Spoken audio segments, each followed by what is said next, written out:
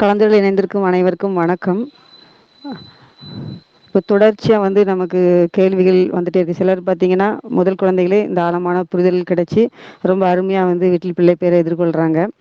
இப்போ ஒரு சிலர் கேட்குறாங்க, எனக்கு குழந்தை சிசேரியன், எனக்கு அப்போ புரிதல் இல்லை, அப்படிலாம் கேள்விகள் முன் வந்துட்டே இருக்குது நமக்கு.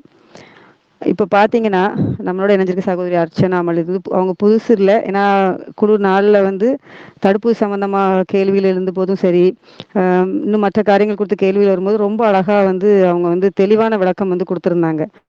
ஏன்னா அவங்க அனுபவத்திலேருந்து பேசியிருந்தாங்க. அதில் 100% உண்மைத்தன்மை. இப்போ அந்த வகையில் பார்த்தீங்கன்னா சகோதரி 2 பிள்ளை பேரை அப்போ நமக்கு தெரியல, காட்டப்பட்ட மருத்துவம் அது அப்படிங்கிறதுனால சி செக்ஷனில் அவங்களுக்கு என்னெல்லாம் சொல்லி அந்த வதைக்கு உட்பட்டு குழந்தைய அவங்க பிரசவிச்சிருக்காங்க. ஆனால் அதோட அவங்க பயணம் நின்று போகலை. இயற்கை சார்ந்த புதில் கிடச்சி அதை ரொம்ப ஆழமாக உள்வாங்கி அழகாக தன்னுடைய 3வது குழந்தைய வீட்டில் அந்த பிள்ளை பேர் அவங்க அடைந்திருக்காங்க. இப்போ அந்த பிள்ளை பேர்லையும் பார்த்தீங்கன்னா அவங்க கடந்து வந்த பாதையை நமக்கு இப்போ சொல்ல போகிறாங்க. அதில் அந்த அவங்களோட அனுபவத்திலேருந்து உங்களுக்கு கேள்விகள் இருந்தால் நீங்கள் தாராளமாக முடிச்சதுக்கப்புறம் கேட்கலாம். இடையில அன்மியூட் பண்ண வேண்டாம், மியூட் போட்டுக்கோங்க. சகோதரி அனுபவம் முடிச்சதுக்கப்புறம் நீங்கள் கேள்விகளை கேட்கலாம். அர்ச்சனா வணக்கம்மா. உங்கள் வணக்கம் குடும்பத்திற்கு அக்கா. வாழ்த்துக்களும் பாராட்டுகளும். சிறப்புமா, உங்களோட அனுபவத்தை நீங்கள் சொல்லுங்கள். நன்றி. குழுவில் உள்ள அனைவருக்கும் வணக்கம். என்னோட பேர் அர்ச்சனாமல். சொந்த ஊர் நாகர்கோயில், கன்னியாகுமரி மாவட்டம். எனக்கு 2 குழந்தைகளும் அறுவை சிகிச்சை மூலம் மருத்துவமனையில தான் பிறந்தாங்க. 3வது குழந்தை இயற்கையா வீட்டுல பிரசவிச்சிருக்கேன். இதுல குழந்தை மேரேஜ் ஆன உடனே கன்சீவ் ஆகி எல்லாமே எடுத்து கரெக்டா ஃபாலோ பண்ணி எல்லா வேக்சினேஷன் போட்டு டேட் கொடுத்து கடைசி நிமிஷத்துல என்ன ரீசனுக்காக அறுவை சிகிச்சைன்னே தெரியாம பயமுறுத்தி அறுவை சிகிச்சைக்கு போனோம். தண்ணி குறைஞ்சிருச்சு அப்படின்னு சொல்லி திடீர்னு சிசேரியன் பண்ணாங்க. பண்ணது மட்டும் இல்லாம அவளுக்கு சிசேரியன் பண்ண அதே ஹாஸ்பிட்டல்ல தான் 7வது மாசம் இன்ஃப்ளூயன்சா வேக்சினேஷன் போட்டாங்க. ஒரு முறை வேக்சினேஷன் போட போகும்போதும் உங்களுக்கு குறைஞ்ச ரேட்ல உள்ள வேக்சினேஷன் வேணுமா, கூடின ரேட்ல உள்ள வேக்சினேஷன் வேணுமா அப்படின்னு கேட்பாங்க. ஸோ நம்ம குழந்தைக்கு கஷ்டம் வரக்கூடாது அப்படின்றதுக்காக அந்த காய்ச்சல் வராத கூட்டின வேக்சினேஷனே போடுங்க அப்படின்னு சொல்லி நம்ம பண்ணிட்டு இருந்தோம். 7வது மாசம் போகும்போது இந்த இன்ஃப்ளூயன்சா வேக்சினேஷன் போட முடியாது, குழந்தை வெயிட் கம்மியா இருக்கு, போயிட்டு 2 மாசம் கழிச்சு வாங்க அப்படின்னு சொன்னாங்க. வெளியே வந்த எங்களை திருப்பியும் கூப்பிட்டு இல்ல கூடின வேக்சினேஷன் போட்டா ஒன்றும் செய்யாது அப்படின்னு சொல்லிட்டு அந்த வேக்சினேஷன் போட்டு விட்டாங்க பாப்பாக்கு. வீட்டுக்கு வந்ததுக்கு அப்புறம் நைட் ஆரம்பிச்சது அவளுக்கு லூஸ் மோஷன். ஆரம்பத்துல லூஸ் மோஷனா போயிட்டு இருந்துச்சு. அதுக்கப்புறம் பிளட் ஜெல்லி மாதிரி அந்த மாதிரி ரொம்ப டிஃப்ரெண்டா போக ஆரம்பிச்சு ஹாஸ்பிட்டல்ல ஒரு வாரம் 10 நாள் வச்சு தப்பி பிழைச்சுதான் எங்களுக்கு கிடைச்சா குழந்தை. அந்த ஹாஸ்பிட்டல்ல இருக்கும்போதும் 3 நாள் ஐசியூல இருந்தா, 4வது நாள் ரூமுக்கு கொண்டு வந்தாங்க. ஒரு சிஸ்டர் குழந்தைக்கு ஒரு ஃபில்லர்ல மெடிசன் கொண்டு கொடுக்க வராங்க. நானும் என்னோட ஹஸ்பண்டும் பில்லு பே பண்றதுக்காக கீழே போயிருந்தோம். என்னோட மாமியார் மட்டும் இருக்காங்க. குழந்தை அழுதுட்டு வேற இருக்கு. அப்ப என்னோட மாமியார் சொல்லியிருக்காங்க, பிள்ளை அழுதுட்டு இருக்கா, இப்ப கொடுக்காதீங்க அப்படின்னு சொல்லியிருக்காங்க. இல்ல அதெல்லாம் ஒண்ணும் செய்யாது அப்படின்னு சொல்லிட்டு படுக்க போட்டே குழந்தைக்கு ஃபில்லர்ல அந்த மருந்தை வாயில ஊத்திட்டாங்க. குழந்தை உடனே அதை நாசியில் எடுத்துட்டா. எடுத்து கண்ணெல்லாம் சொருகி பேச்சு மூச்சு இல்லாம ஆன உடனே தூக்கிட்டு ஐசியூக்கு ஓடிட்டாங்க. நாங்களும் பின்னாடியே ஓடுறோம். ஒரு பதில் சொல்ல மாட்டேங்கிறாங்க. போய் 10-15 நிமிஷம் கழிச்சுதான் குழந்தைய திருப்பி வெளியே கொண்டு கொடுத்தாங்க. அவ்வளவு சத்தம் போடுறோம். ஹாஸ்பிட்டல்ல இருந்து எந்த ஒரு பதிலும் இல்ல. சோ என்ன சொல்றது, அது ரொம்ப எங்களுக்கு பயமுறுத்துற ஒரு நிகழ்வாவே போயிடுச்சு. அந்த கேப்ல எங்களுக்கு அப்போ தெரியல குழந்தைக்கு அது அவளுடைய ஹியரிங்கை பாதிச்சிருக்கு அப்படின்றது எங்களுக்கு தெரியல. அது லேட்டா 1.5 வயசுல தான் தெரிய வந்துச்சு. அந்த ஓவர் டோஸ் வேக்சினேஷனோட எஃபெக்ட் குழந்தைக்கு காதுகளை பாதிச்சிருக்கு, காது நரம்புகள் பாதிப்படைஞ்சிருக்கு அப்படின்னு பிந்திதான் தெரிய வந்துச்சு. ஸோ அதுக்கான ஒரு தேடல்ல நம்ம இறங்கி போயிட்டு இருக்கும்போதுதான் அலோபதின்னு போயிட்டு இருந்தோம். அங்க எந்த பிரயோஜனமும் இல்லை அப்படின்னு சொல்லி அவங்களே கை விரிச்சதுக்கு அப்புறம் சித்தால ட்ரை பண்ணிட்டு இருந்தோம். கொஞ்சம் இயற்கை மருந்துகள் அப்படி கொடுத்துட்டு இருந்தோம். அதுக்கப்புறம் தான் 2வது பேபி கன்சீவ் ஆனேன். பாப்பாக்கு அப்படியே போயிட்டு இருந்துச்சு. 2வது பாப்பா கன்சீவ் ஆகி சரி இந்த ஹாஸ்பிட்டல் வேண்டாம், வேற ஹாஸ்பிட்டல் போகலாம் அப்படின்னு சொல்லிட்டு வேற ஒரு ஹாஸ்பிட்டல் போயாச்சு. அவங்களும் ஆரம்பத்துல இருந்து ரொம்ப கனிவா தான் பேசிட்டு இருந்தாங்க, ரொம்ப அன்பா பேசிட்டு இருந்தாங்க. நாள் நெருங்கி வந்துச்சு. டிசம்பர் 23 டேட் கொடுத்துருந்தாங்க. நான் டிசம்பர் 19ஆம் தேதி செக்அப் போறேன். அப்ப சொன்னாங்க ஒரு ஃபிங்கர் அளவு தான் ஓப்பன் ஆயிருக்கு, நீங்க வெயிட் பண்ணலாம், மறுநாள் வாங்க அப்படின்னு சொன்னாங்க. டிசம்பர் 20 காலையில போறேன். செக் பண்ணி பார்த்துட்டு 2 ஃபிங்கர் அளவு ஓப்பன் ஆயிருக்கு அப்படின்னு சொன்னோனே, அப்ப எனக்கு மனசுல ஒரு திருப்தி. அப்ப நமக்கு இது கண்டிப்பா நார்மல் ஆயிடும். 4 இயர்ஸ் கேப் வேற இருக்கு அப்படின்னு சொல்லிட்டு, அப்ப ஓகே டாக்டர் அப்ப நான் கிளம்புறேன். வலி வந்தோனே வரேன் அப்படின்னு சொன்னேன். அதுக்கு அந்த டாக்டர் என்கிட்ட சொன்ன மறு வார்த்தை, "உனக்கு வலி வர்றது வரைக்கும் வெயிட் பண்ண என்னால முடியாது. எனக்கு வேற நெறைய கேஸ் இருக்கு." அப்படின்னு சொன்னாங்க. எனக்கு பதில் வாய் அடைச்சு போச்சு. எனக்கு என்ன பதில் சொல்றதுன்னே தெரியல.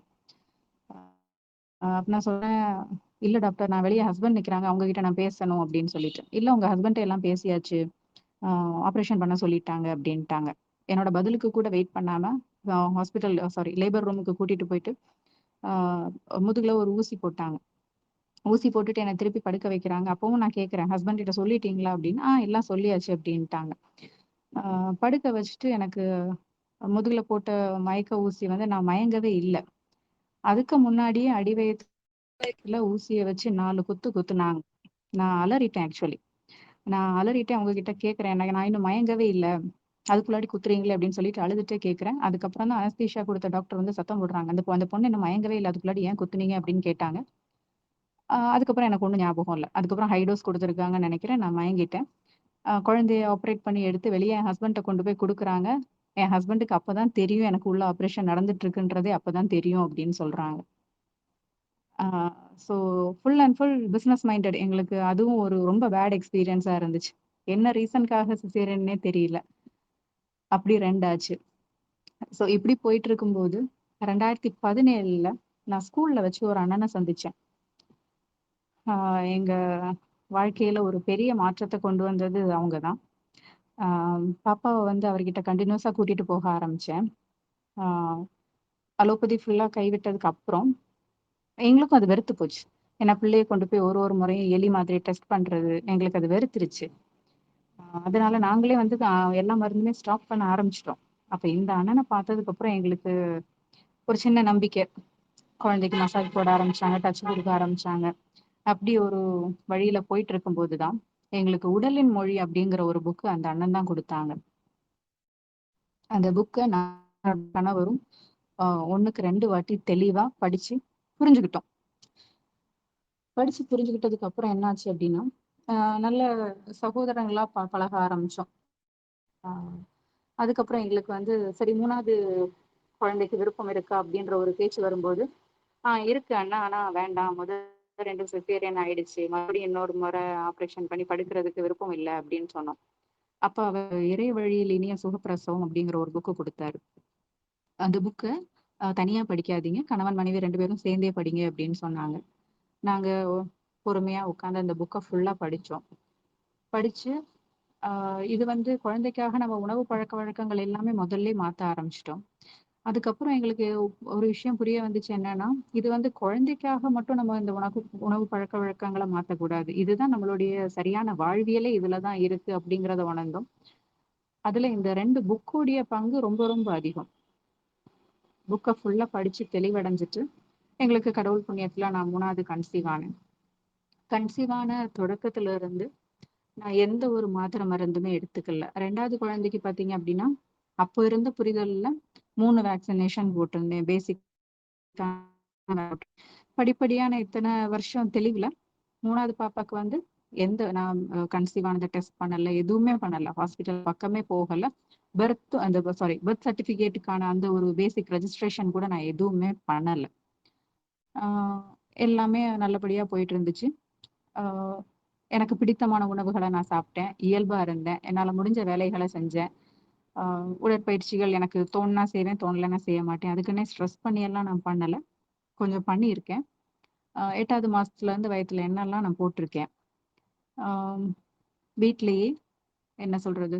10 மாசம் முடிஞ்சு பக்கத்துல எல்லாரும் கேட்க ஆரம்பிச்சாங்க. "என்ன இன்னும் நடந்துட்டே இருக்க, இன்னும் நடந்துட்டே இருக்க, இன்னும் பொறக்கலையா, இன்னும் பொறக்கலையா?" அப்படின்னு சொல்லிட்டு.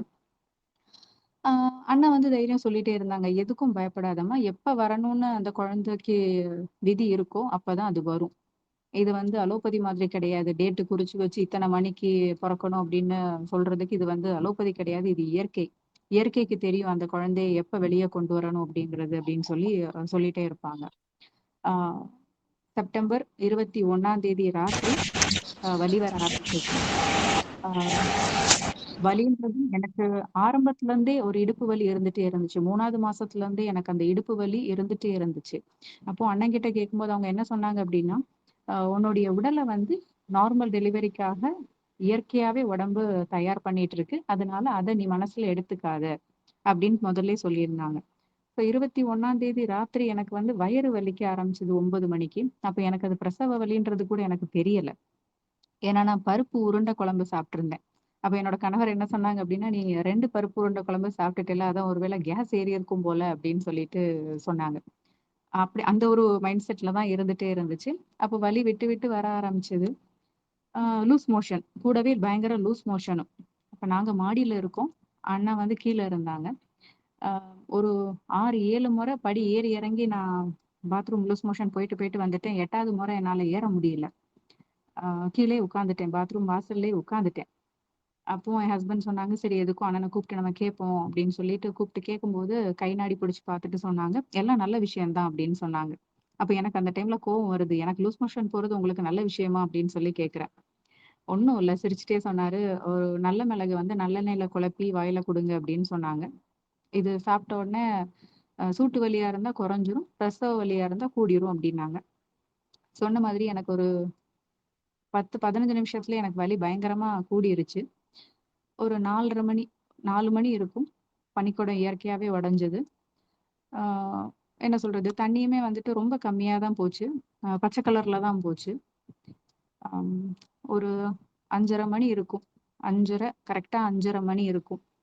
ஆ பாப்பா வந்து எனக்கு ரொம்ப வலிய ஆரம்பிச்சது. நான் வந்து அந்த சாரிய புடிச்சுட்டு உட்காந்து முக்க ஆரம்பிக்கிறேன்.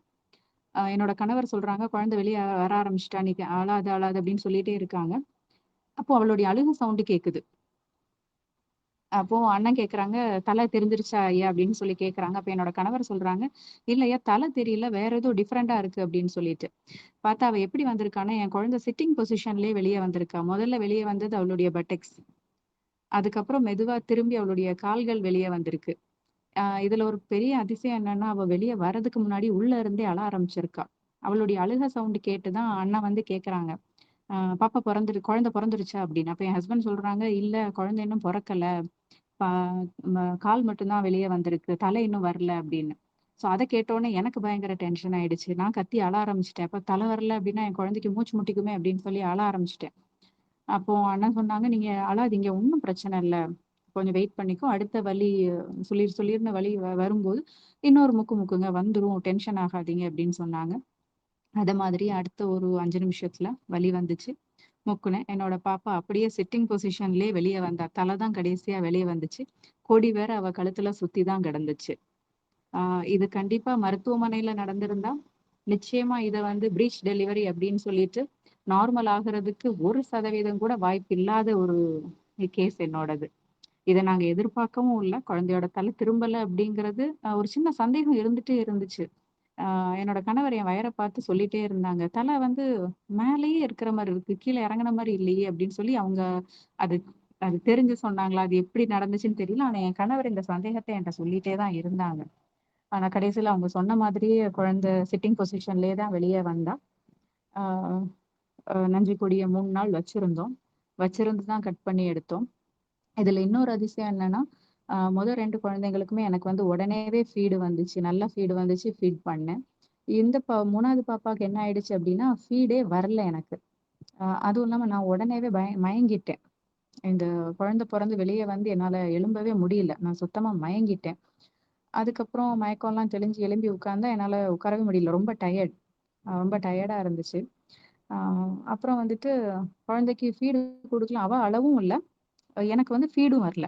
அப்ப எனக்கு அது மனசுக்கு ரொம்ப கவல. டைம் போயிட்டே இருக்கு. நான் அண்ணன்ட்ட கேட்கிறேன். "அண்ணன் குழந்தைக்கு ஃபீடு குடுக்குறேன். ஆனா வரவே மாட்டேங்குது, வரவே மாட்டேங்குது" அப்படின்னு. அப்ப அண்ணா சொன்னாங்க, "நீங்க எந்த டென்ஷனும் ஆக வேண்டாம் ஃபர்ஸ்ட்டு. கூலா இருங்க. குழந்தைக்கு பசிக்காது" அப்படின்னு சொன்னாங்க. நான் சொன்னேன், "எப்படி நீங்க அத சொல்றீங்க? பசிக்காது அப்படின்னு. பிள்ளை இப்ப தான் வெளிய வந்திருக்கு. பசிக்குமே" அப்படின்னா, "இல்ல நஞ்சுக்கொடி இன்னும் அவளுடைய கனெக்டட்ல தான் இருக்கு. ஸோ அதுல உள்ள சத்துக்கள் அவளுக்கு போயிட்டு தான் இருக்கும். அது காஞ்ச பிறகு அவ அழுவா. உங்களுக்கு கண்டிப்பா ஃபீட் வரும். குழந்தைக்கு ஃபீட் பண்ணணுங்கிற எண்ணத்த மட்டும் மனசுல வச்சுட்டே இருங்க" அப்படின்னு சொன்னாங்க. சொன்ன மாதிரியே 2 நாள் வரைக்கும் அவ எந்த ஃபீடுமே எடுக்கல. 3வது நாள் நஞ்சு கொடி காஞ்சு நம்ம கட் பண்ணி எடுத்தோம். அதுக்கப்புறம் தான் அவ அழவும் ஆரம்பிச்சா. அதுக்கப்புறம் நேச்சுரலாவே எனக்கு ஃபீடும் வர ஆரம்பிச்சது. எனக்கு அது ரொம்ப ஆச்சரியமா இருந்துச்சு. 2 நாள் 1 கூட வராம இருந்தது.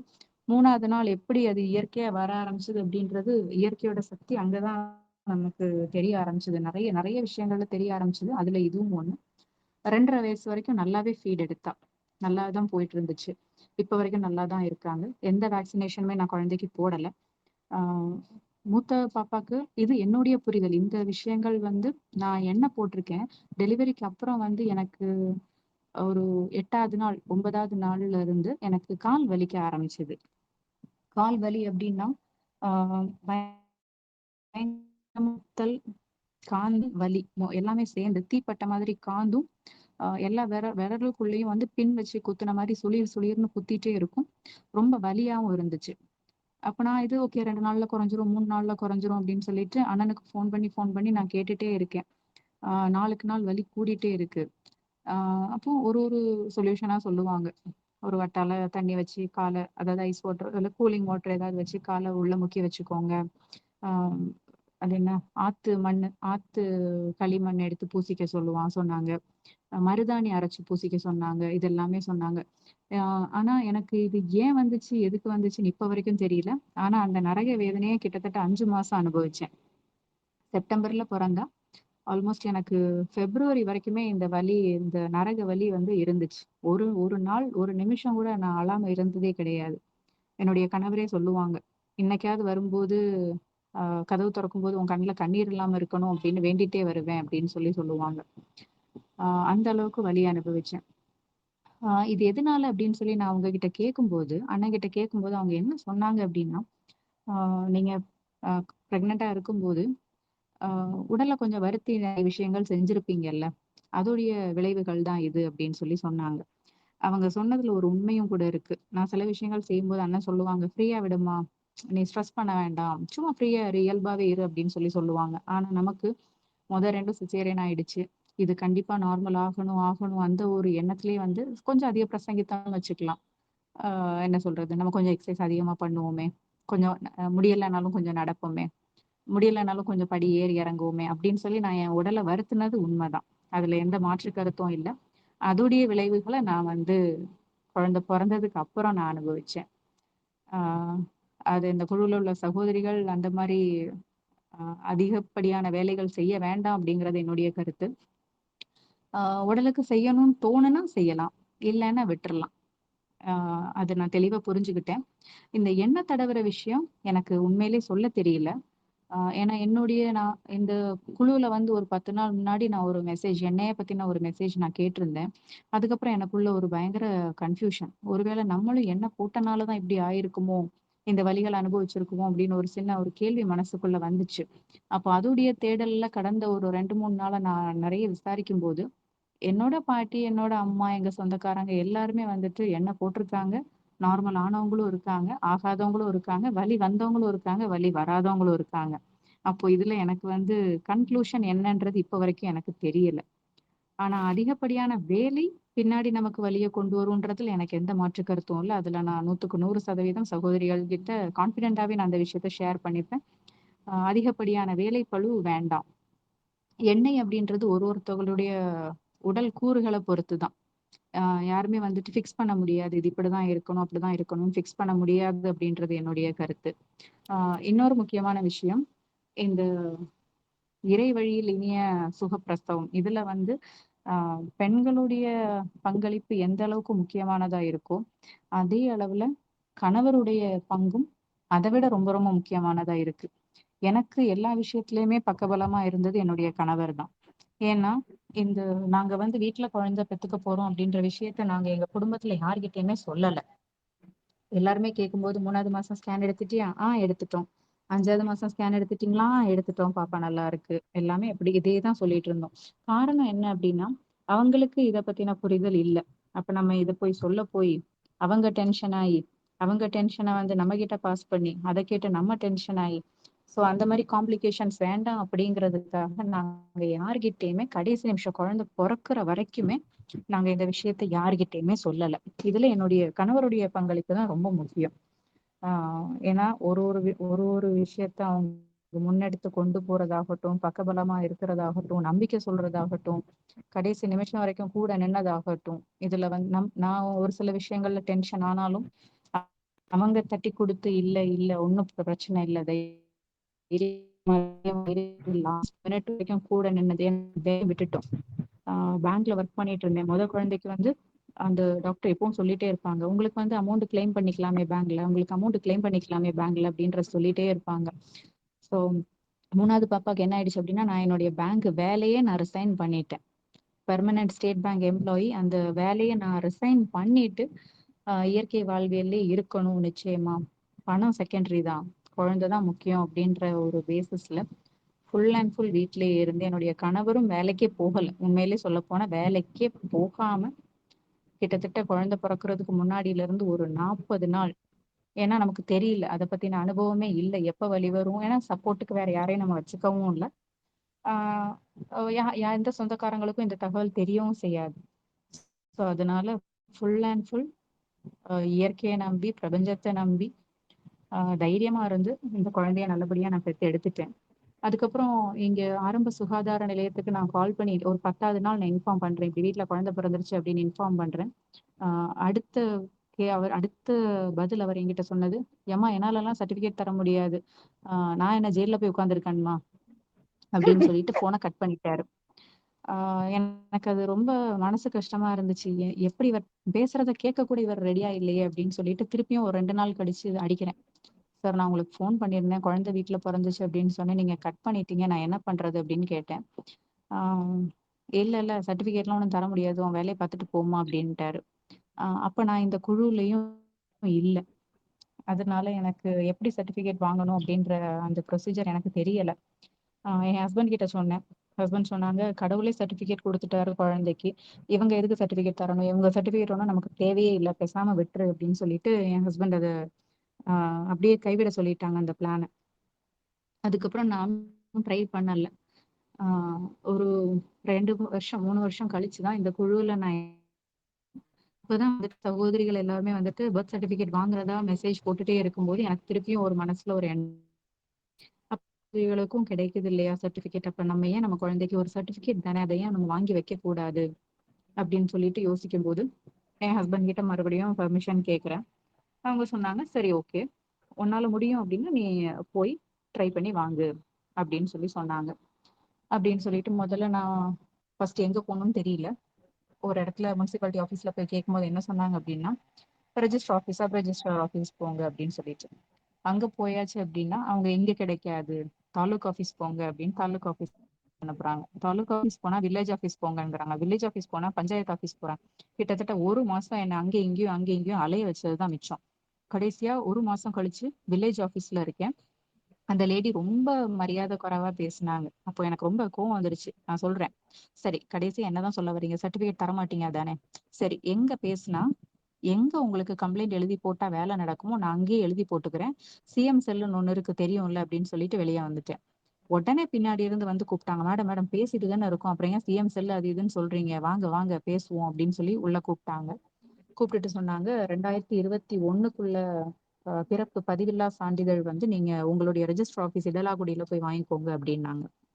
அங்க போய் கேக்குறேன், உங்க பிரைமரி ஹெல்த் சென்டர் எங்களுடைய லிமிட்லயே இல்லை அப்படின்னாங்க. நான் சொன்னேன், அது எப்படி உங்க லிமிட்ல இல்லாம இருக்கும், அப்ப அந்த ஹெல்த் சென்டர் என்ன அப்படியே அப்ஸ்காண்ட் ஆயிடுச்சா அப்படின்னு சொல்லி கேக்குறேன். எப்படி உங்களுக்கும் சிஎம் செல்ல போட்டாதான் நீங்களும் தருவீங்களா அப்படின்னு சொல்லிட்டு நான் வந்துட்டு இவ்வளவு நாள் நம்ம பொறுமையா போயிட்டோம், இதுக்கப்புறம் பேசலைன்னா வழி இல்லை அப்படின்ட்டு சிஎம் செல்லுன்னு சொன்ன உடனே பேச்சு மாறுது. இல்ல இல்ல 2 நாள்ல வாங்க சர்டிபிகேட் கொடுத்துட்றேன் அப்படின்னு சொல்லிட்டு வரிசையா 2021 22 சாரி 21 சப் ரெஜிஸ்டார் ஆபீஸ்ல வாங்கினேன், 22 23 தாலுக் ஆபீஸ்ல வாங்கியிருக்கேன், 24 25 பிரைமரி ஹெல்த் சென்டர்ல வாங்கி வச்சுட்டேன்.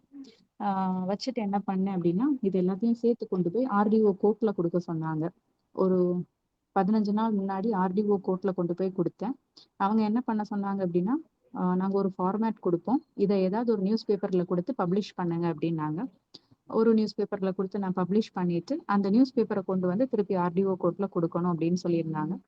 லாஸ்ட் வீக் அந்த நியூஸ் பேப்பரை கொண்டு போய் ஆர்டிஓ கோர்ட்ல கொடுக்க போறேன். எங்களை அட்டன் பண்ணிட்டு இருந்த சார் அன்னைக்கு வந்து லீவ்.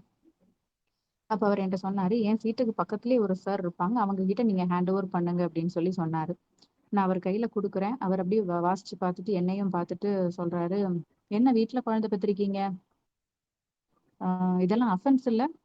அப்படின்னு சொன்னாரு. நான் அப்படியே அமைதியாவே இருந்தேன். ஆ இதெல்லாம் ரொம்ப தப்பு. நீங்க அஃபென்ஸ் பண்ணிட்டு இருக்கீங்க அப்படின்னு திருப்பியும் சொன்னாரு. அப்ப நான் கேட்டேன், "அப்படியா சார்?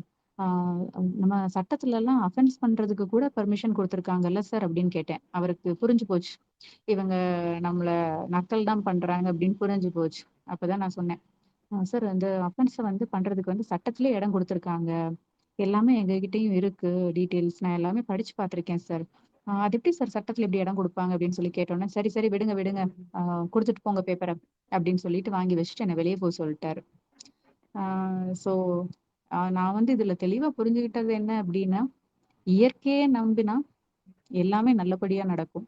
பேச வேண்டிய இடத்துல தைரியமா பேசினாலும் எல்லா வேலையும் நடக்கும். இத நான் வந்து என்ன சொல்றது? பிராக்டிகலா அனுபவிச்சிருக்கேன். பிராக்டிகலா உணர்ந்திருக்கேன். இன்னும் ஒரு 10 நாள்ல குழந்தையோட பர்த் சர்டிஃபிகேட் ரெடி ஆயிரும் அப்படின்னு சொல்லியிருக்காங்க. இது நாங்க கடந்து வந்த என்னுடைய அனுபவம்.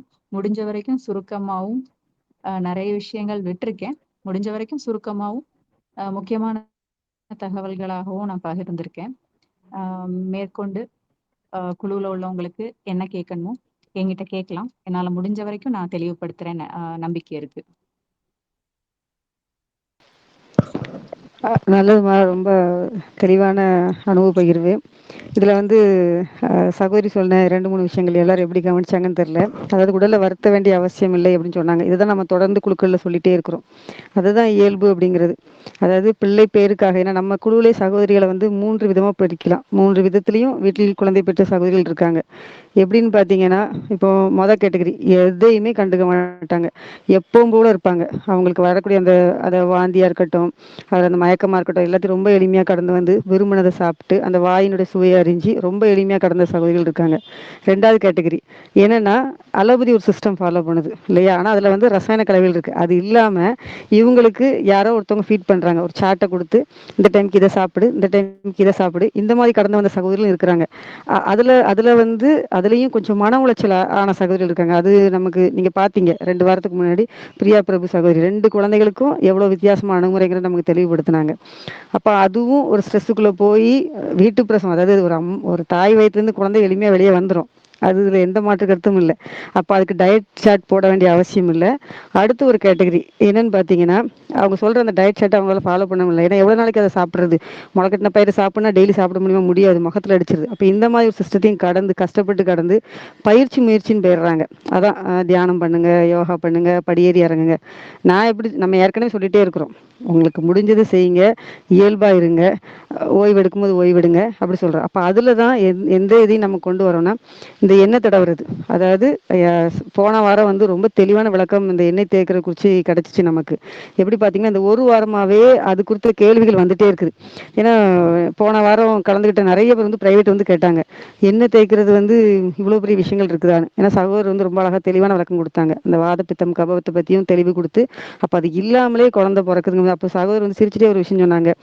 இப்போ யானைலாம் வந்து பிள்ளை பெற்றில் வந்து எண்ணெய் தடவணும்னா எத்தனை லிட்டர் எண்ணெய் தடவணும் அப்படின்னு கேட்டாங்க. அப்போ அதை கூட ஒரு சகோதரி கோடிட்டு எனக்கு வந்து தனிப்பதிவில் சொல்லியிருந்தாங்க. அப்போ தேவையில்லாத ஒரு விஷயத்த வந்து மெதுவாக உள்ளே புகுத்துறாங்க அப்படின்னா நம்ம தான் அதில் கவனமாக இருக்கணும். ஏன்னா நம்ம மனசில் என்ன ஆயிடுதுன்னா, அது அவங்க சொன்னாங்க பார்த்தீங்கன்னா, 2 குழந்தை எனக்கு ஏற்கனவே சிசேரியனாக இருக்கனால இப்போ இந்த குழந்தை நான் சுகமாக பெற்றுக்கணுன்னா அந்த வழிமுறைகளை நான் கொஞ்சம் வருத்திக்கிட்டு செய்ய ஆரம்பித்தேன் அப்படின்னு. அப்போ என்ன ஆகுதுன்னா, இயல்பாகவே உடம்பு வந்து ஒரு சூடு வந்து உண்டாகும். இது பிள்ளைப்பேட்டில் இருக்க எல்லா சகோதரிலும் அனுபவிச்சிருப்பீங்க. சில நேரங்களில் அது ஒரு காய்ச்சல் போல இருக்கும், ஆனால் அது காய்ச்சல் கிடையாது. ஏன்னா சூட்டில் தான் வந்து ஜீவன் வந்து பலமாகும். கோழியெல்லாம் பாருங்களேன், அந்த முட்டையை வந்து சிறகை விரித்து அப்படியே அந்த கதகதப்பை கொடுத்துட்டே இருக்கும். அப்போ அந்த கதகதப்பு அந்த கர்ப்ப பாத்திரம் வந்து அந்த குழந்தைக்கு கொடுக்குது இல்லையா? அப்போ நம்ம என்ன பண்ணுறோம், தொடர்ந்து விளக்கெண்ணெயை போட்டு போட்டு போட்டு அதை வந்து நம்ம கஷ்டத்துக்கு தான் உள்ளாகிறோம். அப்போ இங்கே மனத்தெளிவு, சகோதரி பொறுமை. இப்போ குழந்தை பெற்றதுக்கப்புறம் 5 மாதம் வலி வேதனையோடு அவங்க இருந்திருக்கிறாங்க. ஆனால் என்ன பண்ணியிருக்கிறாங்க, அங்கேயும் அவங்க பொறுமை காத்திருக்காங்க. ஆனால் இங்கே பார்த்தீங்கன்னா சிலர் வீட்டில் உள்ளவங்க, இப்போ சகோதரருக்கு அங்கே புரிதல் இருந்திருக்கு, சப்போர்ட்டாக இருந்திருக்காங்க. ஏன்னா எல்லாருக்கும் வந்து சகோதரோட புரிதல்கள், அதாவது கணவரோட சப்போர்ட் இல்லாததுனால என்ன ஆயிடுதுன்னா, குழந்தை பிரசவிச்சதுக்கு அப்புறம் அந்த மனைவி அந்த வழிவதில் இருக்கான்னு சொல்லிட்டு ஹாஸ்பிட்டல் தூக்கிட்டு போயிடுறாங்க. இப்போ தொடர்ச்சி நம்ம அதையுமே பார்க்குறோம். போன வாட்டி கங்கா சகோதரி தெளிவாக சொன்னாங்க, நீ வீட்டில் குழந்தை பெற்றுக்கணும்னு விரும்பிட்டியா, குழந்தைய பெற்றுக்கோங்க, அமைதியாக இருங்க. அங்க போகணும்னு நினைக்கிறீங்களா, போயிருங்க. இங்க பெத்துட்டு நீங்க அங்க போனீங்கன்னா அவங்க எந்த அளவுக்கு கூட எந்த எக்ஸ்ட்ரீமுக்கும் போவாங்க. உங்க கர்ப்ப பாத்திரத்தை எடுத்து விடுறது கூட அவங்க தயங்க மாட்டாங்கன்னு சொன்னாங்க. இப்ப இப்ப அதுலயும் அந்த சிக்கலுக்குள்ளயும் போறாங்க. அதனாலதான் நம்ம திருப்பி திருப்பி சொல்றோம், உங்கள் உடம்பை வந்து அதோட இயல்புல விடுங்க. அதுதான் சிறப்பு. நம்ம அதனால தான் இரவல் இன சுகப்பிரசவம் புத்தகத்தை ஏன் காட்டுறோம் அப்படின்னா, அதுல ஃபர்ஸ்ட் ஆஃப் பாத்தீங்கன்னா அலோபதியில நடக்கிற அராஜகம் அட்டூழியங்கள்லாம் காட்டப்படும். அப்போ அப்ப நம்ம போயிட்டு வந்தவங்களுக்கு அது தெரியும், அந்த பிறப்புறுப்பு கட் பண்றதா இருக்கட்டும், அந்த மாதிரி சிக்கல்கள். செகண்ட் ஆஃப் பாத்தீங்கன்னா இயல்பா அந்த இறைவனை மட்டுமே நம்பி அந்த வீட்டுல பிள்ளை பெற பெற்றவங்களோட அனுபவ பயிர்கள் வந்து இருக்கும் இல்லைங்களா. அப்போ நம்ம அதை நோக்கி தான் ஒருத்தவங்களோட ஒரு அனுபவம் சொல்றாங்கன்னா அப்படியே வந்து எழுதி வச்சு அதை நம்ம திருப்பி பழையபடி சாட்டு போட்டு ஃபாலோ பண்ணணும் அவசியம் இல்லை. இயல்பா 2 பிள்ளை பேருக்கும் அப்புறமும் அவங்களோட மனத்தெளிவு, அந்த குடும்பத்தோட அந்த அந்த உறுதித்தன்மை, பிளஸ் அவங்களுக்கு வந்து நல்ல புரிதல் உள்ள ஒரு குடும்பத்தோட வழிகாட்டுதல் வந்து அந்நேரம் இறைவனால் வழங்கப்பட்டிருக்கு, இயற்கையால் வழங்கப்பட்டிருக்குது. அது வந்து சிறப்பாக அவங்களுக்கு சாத்தியப்படுத்துச்சு. இந்த மறை உண்மையை தான் நம்ம அதுலேருந்து எடுத்துக்கணும். இப்போ உங்களுக்கு யாருக்கா சந்தேகம் இருந்தா நீங்க சகோதரிட்ட கேளுங்க, அவங்க ரொம்ப அருமையா அதுக்கான விளக்கம் கொடுப்பாங்க. இன்னொரு விஷயம் நான் தெளிவுபடுத்திக்கிறேன். ஆ, நீங்க இயற்கையும் நம்பி பிரபஞ்சத்தையும் நம்ப ஆரம்பிச்சீங்க அப்படின்னா அதுக்கான வழிகாட்டல் வந்து கேக்குதுங்களா? இயற்கை வந்து உங்களுக்கே அமைச்சு கொடுக்கும். ஹலோ. ஏன்னா இந்த அண்ணனை நான் பார்த்தேன்னு சொன்னேன் இல்லைங்களா. இந்த அண்ணனுக்கும் எங்களுக்கும் எந்த ரத்த உறவும் கிடையாது. எந்த ஒரு எங்களுடைய குடும்ப உறுப்பினரோ தெரிஞ்சவங்களோ அப்படி யாருமே கிடையாது. ஆனா இயற்கையை நம்பினனால அது கரெக்டா அந்த நேரம் அவங்களையும் அவங்க குடும்பத்தையும் எங்களுக்கு வந்து பக்கபலமா கொடுத்துச்சு. இந்த நேரத்துல ஏன்னா நான் குழந்தை பெற்றிருக்கும் போது அவங்க எந்த ஒரு முக சுழிவும் இல்லாம அவங்களும் அவங்களுடைய மனைவியும் எல்லா பணிவிடையுமே எனக்கு செஞ்சாங்க. அது வந்து நான் செய்த மிகப்பெரிய பாக்கியமா நினைக்கிறேன். ஏன்னா நமக்கு அவங்க எந்த உறவுமே இல்லை இல்லையா. அப்ப அவங்க அப்படி எல்லாம் செய்யணும்னு எந்த அவசியமும் இல்லை. சோ இந்த நேரத்துல நான் அவங்களுக்கு வந்து மனசார நான் நன்றி சொல்லிக்கிறேன். இது ஒரு வாய்ப்பா நான் எடுத்துக்கிறேன். சோ அதனால எல்லா சகோதரிகளுமே நான் சொல்றேன், இயற்கையை வந்து சும்மா மேலோட்டமா நம்பாம இறைவனையும் இயற்கையை முழுசா நம்புனீங்க அப்படின்னா எல்லாமே உங்களுக்கு சாத்தியப்படும். தயவு செஞ்சு சொல்லுங்க. ஹலோ அக்கா. சொல்லுங்க. அக்கா, நீங்க ஒரு கிரீன் கலர் டிஸ்சார்ஜ் வந்ததுன்னு நீங்க இல்லக்கா, அது வெஜைனல் டிஸ்சார்ஜா அக்கா? ஆமா ஆமா, தண்ணி குடம் ஆ, உடைஞ்சது. அது பனிக்குடம் உடைஞ்சு கிரீன் கலர்ல டிஸ்சார்ஜ் வந்ததாக்கா? ஆமா, அது கிரீன் கலர்ல போச்சு அப்படின்னா ஹாஸ்பிட்டல்ல என்ன சொல்றாங்க அப்படின்னா அது வந்து ஆம், குழந்தை உள்ளே மோஷன் போச்சுனாதான் கிரீன் கலர்ல வரும். அதுவும் உடனே சிசேரியன் பண்ணிடுவாங்க ஹாஸ்பிட்டல்ல.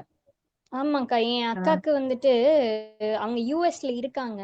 அவங்களுக்கு வந்துட்டு ஓகே இது சொல்லி அனுப்பிச்சாங்களாம், கிரீன் கலர்ல அந்த மாதிரி டிஸ்சார்ஜ் வந்தா நீங்க உடனே வந்துடணும். அவங்களுக்கு உடனே சி செக்ஷன் பண்ணிட்டாங்க. ஆம், ஓகே ஓகே ஓகே. எனக்கு வந்து நான் எல்லாமே ஏன்னா ஃபர்ஸ்ட் ரெண்டுக்கும் சிசேரியன் ஆனனால நமக்கு எந்த ஒரு புரிதலுமே இல்ல அத பத்தி. நம்ம யூடியூப்ல ஒரு சில ம், வீடியோஸ் பார்த்ததுதான். அப்ப எல்லாருக்குமே வந்து பனிக்குடம் உடையும் போது என்னன்னா தண்ணி வந்து தண்ணி மாதிரி தான் போகுது. அப்போ நான் வந்து ம், கவனிச்சுட்டே இருக்கேன். 4:30 மணி 4 மணிக்கு எனக்கு அந்த பனிக்குடம் உடையும் போது சவுண்ட் மட்டும் கேட்டுச்சு. டக்குன்னு எழும்புறேன். எழும்பும்போது அப்படி பச்சை கலர்ல தான் எனக்கு தண்ணி கீழே வடிஞ்சுச்சு. ம், அப்போ ம். எனக்கு அது என்ன சொல்லன்னு தெரியல. அது குழந்தை உள்ள மோஷன் போயிருந்துச்சா, கிரீன் கலர்ல தான் இருக்குமா அப்படின்றது கூட நான் ஆராயல சீரியஸா. ஓகேக்கா. அந்த அந்த ஒரு விஷயம் எனக்கு மனசுல இருந்ததுக்கா. ஏன்னா என் அக்கா என்கிட்ட சொன்னாங்க, இந்த மாதிரி கிரீன் கலர்ல போச்சுன்னு. அப்ப இப்படி கூட ம் நடக்குமா? அப்ப உண்மையிலேயே வந்துட்டு குழந்தை உள்ள பாத்ரூம் போறதெல்லாம் இருக்கா? அந்த மாதிரி கன்ஃபியூஷன்லாம் இருந்தது. நீங்க ரொம்ப அந்த மாதிரி கம்மியா தான் போயும் போச்சு. ம் நீங்க அந்த மாதிரி போயும் உங்களுக்கு நார்மல் டெலிவரி ஆயிருக்குன்னும் போது, சரி இயற்கை எப்படி இருந்தாலும் அது சரியா கொண்டு வரும் அப்படின்ற ஒரு நம்பிக்கை நீங்க நிச்சயமா நிச்சயமா சொல்லும்போது கிடைச்சதுக்கா. நிச்சயமா. தேங்க்ஸ்க்கா. நன்றி. சகோதரி, அப்புறம் அந்த அண்ணா ஒருத்தவங்க உங்களுக்கு ஹெல்ப் பண்ணாங்கன்னு சொன்னீங்கல்ல, அவங்க வந்து யார்? ஆமா இயற்கை மருத்துவரா? அக்குபங்சரிஸ்டா இல்ல எந்த மாதிரி? லட்சுமி, ஆமா, ஒரு அக்குபங்க்சர் நிமிஷம் தான் ஒரு ஹீலர். நிமிஷம் ஒரு நிமிஷம் அர்ச்சனா, ஒரு நிமிஷம். சொல்லு. பிள்ளை பேருங்கிறது எந்த மருத்துவ முறைக்குள்ளும் போகாது, இயல்பானதுன்னு தான் நம்ம திருப்பி திருப்பி சொல்லிட்டே இருக்கோம், சரிங்களா. இப்போ ஒரு நான் குடும்பம் எதனால இந்த ஆழமான கேள்வி கேட்டேன்னா, இல்லம்மா, ஏன்னா அவர் அடுத்து ஏன் அதுதான் கேட்டேன் நான் இது. புரியல, என்னம்மா அதாவது என்னம்மா அந்த லாஸ்ட் அந்த வலி வரும்போது அந்த ஒரு சின்ன வீட்டு வைத்தியம் மாதிரி இத குடுங்க, வலி அதிகமாகும் ஆ இல்லைன்னா கம்மியாகும் அதெல்லாம் சொல்லுவாங்க. அதனால அதெல்லாம் தான் நாங்க அதனால தான் நம்ம சொல்றோம், அது எதுவுமே வேண்டாம் அப்படிங்கிறத நம்ம சொல்ல வரோம். இயல்பு பிள்ளை பேச்சுல வந்து இதெல்லாம் வேண்டாம் உடன்போட சகோதரிகள் சொல்றாங்க. சொல்லிட்டு அதுல என்ன அப் அண்ட் டவுன் நம்ம பாக்குறோம், சரிங்களா. நம்ம தொடர்ந்து இந்த 10 வருஷமா வந்து இந்த ஏன்னா ஃபர்ஸ்ட் அவரோட அந்த டைம்ல அந்த இரவின சுகுபட்சம் புக்குள்ள பாத்தீங்கன்னா அவ்வளவு இயல்பா கடந்து வந்திருக்காங்க. ஆனா அதுக்கு அப்புறம் வந்து பிள்ளைங்க நிறைய சிரமங்களுக்குள்ள உள்ளாராங்க. வீட்டில் பிள்ளை பேர் அடைந்தாலுமே சில உடல் ரீதியா வந்து சில சிரமங்களுக்கு ஆளாகிறாங்க. அப்ப என்ன அப்படின்னு பார்த்தீங்கன்னா, இயல்பா நடக்கிற வேண்டிய விஷயத்துல அந்த மருத்துவ குறுக்கீடு எப்படி நம்மளை வந்து டேமேஜ் பண்ணுதோ, அதே மாதிரி வந்து மனித குறுக்கீடு வந்து சில நேரங்களில் வந்து நமக்கு தவறா இருக்கு. அது நம்ம யாரையும் குறை சொல்றக்கா இல்லை, ஏன்னா நம்ம கடந்து வந்த பாதை அப்படிதான். நம்ம அப்படிதான் நம்ம வளர்க்கப்பட்டிருக்கோம். அப்போ அதுவும் இல்லாம இயல்புல வரணும் அப்படிங்கிறது தான் இங்க வந்து முதன்மையா இருக்கு. என்னன்னா, ஒரு முத்திரை குத்தப்படுது மீண்டும் மீண்டும். ஒரு அக்குகிலரா இருந்தா அவங்க வழிநாட்டினா கரெக்டா இருக்கும், ஒரு அக்குகிலரா இருந்தா அவங்க வந்து குழந்தை வந்து வீட்டுல பெத்துக்குறாங்க அப்படிங்கிற ஒரு முத்திரை கிடைக்குது. அது அல்லம்மா.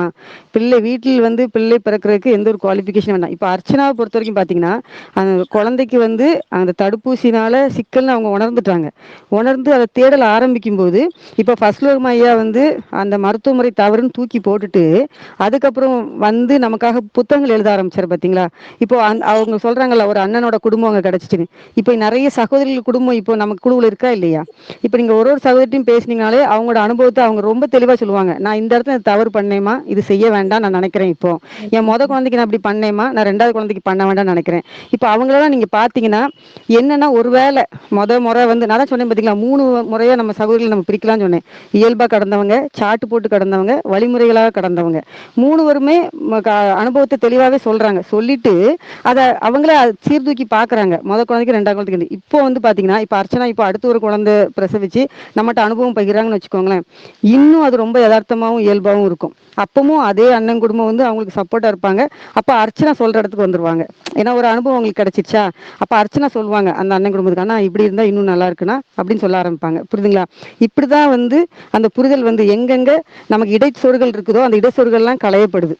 அப்ப ஏன் நம்ம இப்ப சொல்லணும்னா, இப்போ இன்னைக்கே நிறைய பேர் வந்து தனிப்பகுதியில போய் அர்ச்சனை போய் கேட்பாங்க, அது யாரு அந்த அண்ணன், யாரு அந்த அண்ணன் குடும்பம் யாரு. இது தொடர்ச்சியா நமக்கு நடந்துட்டே இருக்குது. ஒரு பேர் அங்க சொல்லப்படும் போது திருப்பி தனிப்பகுதியில போய் சகோதரிகள் வந்து கேட்கறாங்க. ஏன்னா அந்த கியூரியாசிட்டி நமக்கு இருக்கு. அதை தாண்டி யோசிப்போம் நம்ம. சரிங்களா. அந்த சகோதரன் குடும்பம் வந்து அதை முழுமையா நம்பினாங்க. ஒரு குழந்தை உள்ள உருவாயிடுச்சா, ஏன்னா அந்த குழந்தைக்கு அவங்க வந்து சில வழிமுறைகள் சொல்லி அதை அர்ச்சனா ஃபாலோ பண்ணும்போது, ஏன்னா நம்ம ரசாயன கலவை விட்டு வெளியில வந்தாச்சு, வெளியில வர்றதே வந்து பெரிய ஒரு விஷயம். அதுவே குழந்தைகிட்ட நிறைய மாற்றத்தை அவங்க உணர்றாங்க. அப்ப மாற்றத்தை உணரும் போது அந்த மொத்த குடும்பத்திலேயே ஒரு மாற்றம் வருது. அப்ப இறைவன் இனசுக்கு புக் அந்த அண்ணன் கொடுக்குறாங்க. அப்ப அவங்களோட குடும்பமும் வந்து அர்ச்சனாவோட அந்த பிள்ளை பேர் வந்து அவங்களுக்கும் ரொம்ப ஆழமான இறை அனுபவமா இருந்திருக்கும் இல்லைங்களா. அப்படிதான் கலந்து வந்திருப்பாங்க. அப்ப இந்த பிள்ளை பேருங்கிறது எந்த மருத்துவ முறைக்கும் வந்து சிக்காது. இப்ப நம்ம குழுவிலே பாத்தீங்கன்னா சகோதரிகள் யார்கிட்ட நீங்க கேட்டீங்கன்னா அவங்களோட அனுபவத்தை வந்து ரொம்ப தெளிவா சொல்லுவாங்க. அர்ச்சனாவுக்கு ஒரு அருமையா ஒரு தெளிவு கொடுக்கறதுக்கு ஒரு சகோதரர் இருந்தார். எப்படி நம்ம எல்லாருக்கும் வந்து தெளிவு கொடுக்கறதுக்கு இயல்பு பிள்ளை பெற தெளிவு கொடுக்கறது ஃபஸ்ட் ஐயா வந்து நமக்கு காட்டப்பட்டாரோ, அதே மாதிரி பாத்தீங்கன்னா அந்த குழுக்கள்லயே பாத்தீங்கன்னா ஒருத்தருக்கும் ஒரு விதமான அந்த சப்போர்ட் வந்து ஏதோ ஒரு வாய்ஸ் எங்க இருந்தோ நமக்கு கேட்டிருக்கோம், ஏதோ ஒரு கைகள் நமக்கு துணையா இருந்திருக்கும். சரிங்களா. நான் ரொம்ப அதுக்குள்ள போக வேண்டாம், மருத்துவ முறைக்குள்ள போக வேண்டாம், மீண்டும் மீண்டும் வழிமுறைக்குள்ள போக வேண்டாம். சரிங்களாமா. இயல்பா இருந்து பாருங்களேன், இயல்பா இருந்து பாருங்களேன், எக்ஸலண்டா இருக்கும். இல்ல இது என்ன என்ன விஷயம் மனசுல ஓடிக்கிட்டு இருக்கு அப்படின்னா, வணக்கம் சகோதரி, என்ன விஷயம் மனசுல ஓடிக்கிட்டு இருக்குன்னா, அப்ப சகோதரியல் மனசுல நமக்கு வந்து இந்த மாதிரி கூட நமக்கு குழந்தை பெற்ற அனுபவம் இல்ல, நமக்கு கூட ஒரு ஆள் இருந்தா நல்லா இருக்கும். ஹலோ, அவங்க ஏதாவது சொல்லுவாங்க. கேக்குதா நான் பேசுறது? அதாவது சகோதரிகள் மனசுல என்ன ஓடிக்கிட்டு இருக்குன்னா, நமக்கு கூட ஒரு ஆள் இருந்தா நல்லா இருக்கும், ஏற்கனவே அனுபவமான பெண்கள் இருந்தா நல்லா இருக்கும் அப்படின்னு மனசுல எல்லாருக்குமே ஓடிக்கிட்டு இருக்கு. ஆனா இங்க நம்முடைய அனுபவம் என்னன்னா, நீங்க கூட ஒரு ஆளை வச்சுக்கிறது, இப்ப வீட்டுல வந்து கணவர் இருப்பாரு, இல்ல உங்களுடைய அம்மாவோ மாமியாரோ இருப்பாங்க. நீங்க புரிஞ்சுக்கிறது மட்டும்தான் உங்க வேலை. புரிஞ்சுக்கிட்டு அது, ஏன்னா இவ்வளவு பேர் அனுபவங்களை சொல்றாங்க இல்லையா. இப்ப கூட ஏற்கனவே குழந்தை பெற்றவர்கள் பெண்கள் நீங்க கூட வச்சுக்கிறது, இப்போ உங்க சரௌண்டிங்ல இருக்காங்க, அவங்கள கூட வச்சுக்கணும் அப்படின்னா எந்த தவறும் கிடையாது. ஆனா இங்க என்ன தவறு நடக்குதுன்னு கேட்டீங்கன்னா, அவங்க சில தவறான வழிமுறைகளை கையாண்டு ஏதாவது ஒரு பிரச்சனை, அதாவது அவங்க இப்போ ஒரு 4-5 குழந்தைகள் வீட்டுல பத்துக்கிறாங்கன்னு வச்சுக்கோங்களேன். இப்ப அவங்களுடைய அனுபவம் ஒவ்வொரு குழந்தைக்கும் ஒவ்வொரு மாதிரி இருக்கும். நீங்க அவங்ககிட்ட என்ன எதிர்பார்ப்பு வந்துரும்னா, நமக்கு ஏதாவது இந்த சமயத்துல இந்த அதை குடியும்பாங்க, இதை குடியும்பாங்க, ஏதாவது இந்த தடவு இந்த வீட்டு வைத்தியம் கேட்டாங்களா சௌகரி, அந்த மாதிரி ஏதாவது சொல்லுவாங்களா, நீங்க எதிர்பார்ப்பு வந்துடும். எப்படி வந்து ஒரு மோசம் போறதுக்கு நீங்க யாரையும் கூட்டு போய் வந்து நான் மோசம் போகணுங்க, அது எப்படின்னு எனக்கு தெரியாது அப்படின்னு நீங்க சொல்லலையோ, அதே மாதிரி இதுக்கும் நீங்க அடுத்த சார்ந்து இருக்க வேண்டிய அவசியம் இல்லை. இப்போ உங்க மனசுல ஒரு கேள்வி தான், மோசம் போறது யூரின் போறதுதான் டெய்லி போறதா, அதனால எங்களுக்கு அது பழகிருச்சு. ஆனா குழந்தை பத்துக்கிறது டெய்லி பத்துக்கிறது இல்லை இல்ல. அது எப்படி பழகும் அப்படின்னு நீங்க கேள்வி வரலாம். ஆனா முதல் தடவை மோசனோ யூரினோ போறப்ப நமக்கு அது பழக்கம் இல்லை. அடுத்தடுத்து போறப்ப அது நமக்கு பழகிடுச்சு. அதே மாதிரி குழந்தை முதல் தடவை பத்துக்கிறப்ப அது கொஞ்சம் ஒரு இதாக தான் இருக்கும். அதுக்காக தான் நம்ம அனுபவங்களை சௌகரியம் எல்லாம் சொல்லிக்கிட்டு இருக்காங்க. அது இயல்பான ஒண்ணுதான். அதை நீ அனுபவிக்கிறப்பதான் தெரியுமே ஒழிய, கூட ஒரு ஆள் இருந்து நமக்கு வீட்டு வைத்தியம் கொடுப்பாங்க, கை வைத்தியம் கொடுப்பாங்க, அதை சாப்பிட சொல்லுவாங்க, இதை சாப்பிட சொல்லுவாங்கன்னா எதை சாப்பிட்டாலும் சாப்பிடலைனாலும் உங்க குழந்தை இயல்பா பிறக்கும். ஆனா நீங்க எதையாவது ஒண்ணு உள்ளுக்கு கொடுத்து அதுல ஏதாவது உங்களுக்கு உடம்பு வந்து அந்த நேரத்துல குழந்தை வெளியேற்றுற வேலைதான் உடம்பு பார்த்துட்டு இருக்கோம். நீங்க ஏதோ ஒண்ணு கொடுக்குறீங்க, உடம்புக்கு ஏதோ ஒரு வாயில கொடுத்து உள்ள கொடுத்தீங்கன்னா உடம்பு அதை ஜீரணம் பண்ற வேலையை பார்க்கும். அப்ப உடம்புக்கு வந்து அது கூடுதலான சுமை. நீங்க எப்படி பாத்ரூம் போயிட்டு இருக்கப்ப ஏன் சாப்பிட்டுட்டே பாத்ரூம் போவீங்களா? நான் வந்து ஒரு இதா சொல்லல, ஒரு புரிதலுக்காக சொல்றேன். யாருமே பாத்ரூம் போயிட்டே சாப்பிட மாட்டோம். அதே மாதிரிதான் நீங்க வந்து இது இயல்பான ஒண்ணுங்கிறது உங்க அனுபவத்தின் மூலமா தான் தெரிய வரும். நீங்க கூட யாராவது வச்சுக்கிறனா வச்சுக்கலாம். ஆனா இங்க என்ன சிக்கல் இருக்குன்னா அவங்க ஏதாவது சொல்லுவாங்க, ஒரு டச் கொடுப்பாங்க, ஒரு ஏதாவது அந்த கசாய கிசாய குடிக்க சொல்லுவாங்க அப்படின்னு எதிர்பார்த்தா தப்பு. ஏன்னா அது உடம்பு கூடுதல் சுமை. எப்படி சுமைன்னா பாத்ரூம் போறப்ப ஏதாவது வாயில வச்சு சாப்பிடுற மாதிரி. உடம்பு குழந்தைய வெளியேற்றுற வேலையை பார்க்குது. அந்த நேரத்துல நீங்க வாயில அதை குடிச்சு இதை குடிச்சு என்ன பண்ண போறீங்க? உங்க மனசுக்கு ஒரு நம்பிக்கை ஏற்படுத்தீங்களா? இந்த மாத்திரையை போட்டா சரியாகணும், இந்த ஊசியை போட்டா சரியாகிற மாதிரி ஒரு பொய்யான ஒரு நம்பிக்கை தேவையா? அது உடம்புக்கு ஒரு கூடுதலான ஒரு சுமை. புரிந்து கொள்ளுதல் மட்டுமே உங்களை வந்து குழந்தையை இயல்பா பெற வைக்கும். அடுத்தடுத்து வலியில்லா சுகப்பிரசவம் வரும். வலியோட கூடிய சுகப்பிரசவம் அப்படிங்கிறது அந்த ஏற்கனவே சகோதரிகள் சொன்ன அனுபவம் மூலமா நான் புரிஞ்சுக்கிட்டது. எந்த ஒரு ப்ராசஸ் உடம்புல நடக்கிற டைம் முதல் தடவை வந்து இடுப்பெலும்பு விரிவடையும். கொஞ்சம் அப்ப வந்து ஒரு வலி இருக்கதான் செய்யும். வலியே இல்லாம குழந்தை பிறக்கிறதுங்கிறது முதல் தடவை பிரசவத்துல சில பேருக்கு சாத்தியம். ஆனா அந்த வலியை தாங்குற பொறுமை தானே அந்த குழந்தை வெளில வர்றதுக்கு ஒரு இதா இருக்கும். அந்த உங்களை தாங்க முடியாத அளவுக்கு எல்லாம் வலி இருக்காது சகோதரருடைய அனுபவத்துல நான் கேட்டது. இன்னொன்னு 2வது 3வது குழந்தை பிறகுறப்ப சில சகோதரிகள் எனக்கு தனிப்பட்ட முறையில கால் பண்ணி சொல்லியிருக்காங்க. ஆனா முதல் தடவை குழந்தை பிறகு கொஞ்சம் வலி இருந்துச்சு. ஆனா அந்த உணர்வு அருமையா இருந்துச்சு. ஆனா 3வது குழந்தை பிறகு சுத்தமா வலியே இல்லை அப்படின்னு சொல்லிட்டு. ஏன்னா உடம்பு அது பழகிருச்சு. அந்த நேரத்துல அது இயல்பா இடுப்பெலும்பு விரிவடைஞ்சு பழகிருச்சு. அது இயல்பான ஒரு ப்ராசஸா நடக்கும். இது உடம்பு வந்து தவமிச்சு பழகிருச்சு. இயல்பா நடக்கும் பழகிருச்சு. முதல் தடவையே எனக்கு வலி எதுவுமே வரக்கூடாது நீங்க ஏதாவது செஞ்சீங்கன்னா 2வது தடவையும் அதே மாதிரி ஏதாவது ஒண்ணு செய்வீங்க. 3வது தடவையும் செய்வீங்க. அப்ப எப்பயுமே உங்களுக்கு வலியே இல்லாம எப்படி குழந்தை பிறக்கும்? இன்னொன்னு நீங்க ஏதாவது வாய்க்குள்ள போட்டு திணிக்கிறீங்க அப்படின்னா உடம்புக்கு அது கூடுதலான வேலையை நீங்க கொடுக்குறீங்க. குழந்தை வெளியேற்றுறதுக்கு நேரம் பிடிக்கலாம். ப்ராசஸ் வேற மாதிரி நடக்கலாம். இது உங்களுடைய அனுபவங்கள்ல இருந்து நான் தெரிஞ்சுக்கிட்டேன். இதுல ஏதாவது மாற்று கருத்து இருந்தாலும் அவங்க சொல்லுங்க சகோதரிகள். அனுபவங்களை சகோதரி சொல்லுங்க. இதுல அண்ணன் பேசுனதுல, அக்கா பேசுனதுலயும் நான் 100க்கு 100% உடன்படுறேன். இது வந்து இயல்பா நடக்க வேண்டிய விஷயம் தான். அதுல எந்த ஒரு மாற்று கருத்தும் இல்ல. எனக்கு வந்து இது எனக்கு கைட் பண்ணது. நான் வந்து எனக்கு பிரசவம் நடக்கும்போது, என் கூட வேற யாருமே கிடையாது. என் கணவர் மட்டும் தான் இருந்தாங்க. எனக்கு கைட் பண்ண அண்ணா அவங்க உள்ளே வரல. வெளிய மட்டும் தான் இருந்தாங்க. அவங்கள வர சொல்லி கூட இருக்க சொன்னது நாங்க தான். அவங்க வரலன்னு தான் சொன்னாங்க. "நீங்க இயற்கைய நம்புங்க. பிரசவம் தன்னாலே உங்க கையாலேயே நடக்கும். யாருமே உங்களுக்கு துணையா இருக்க வேண்டாம்" அப்படின்னு அவங்க சொன்னாங்க. இருந்தாலும் நாங்க என்ன சொல்றது? ஒரு தைரியத்துக்காக தான். "நீங்க இருங்க" அப்படின்னு சொல்லி அவங்கள வர சொல்லியிருந்தோம். அவங்க வெளிய தான் இருந்தாங்க.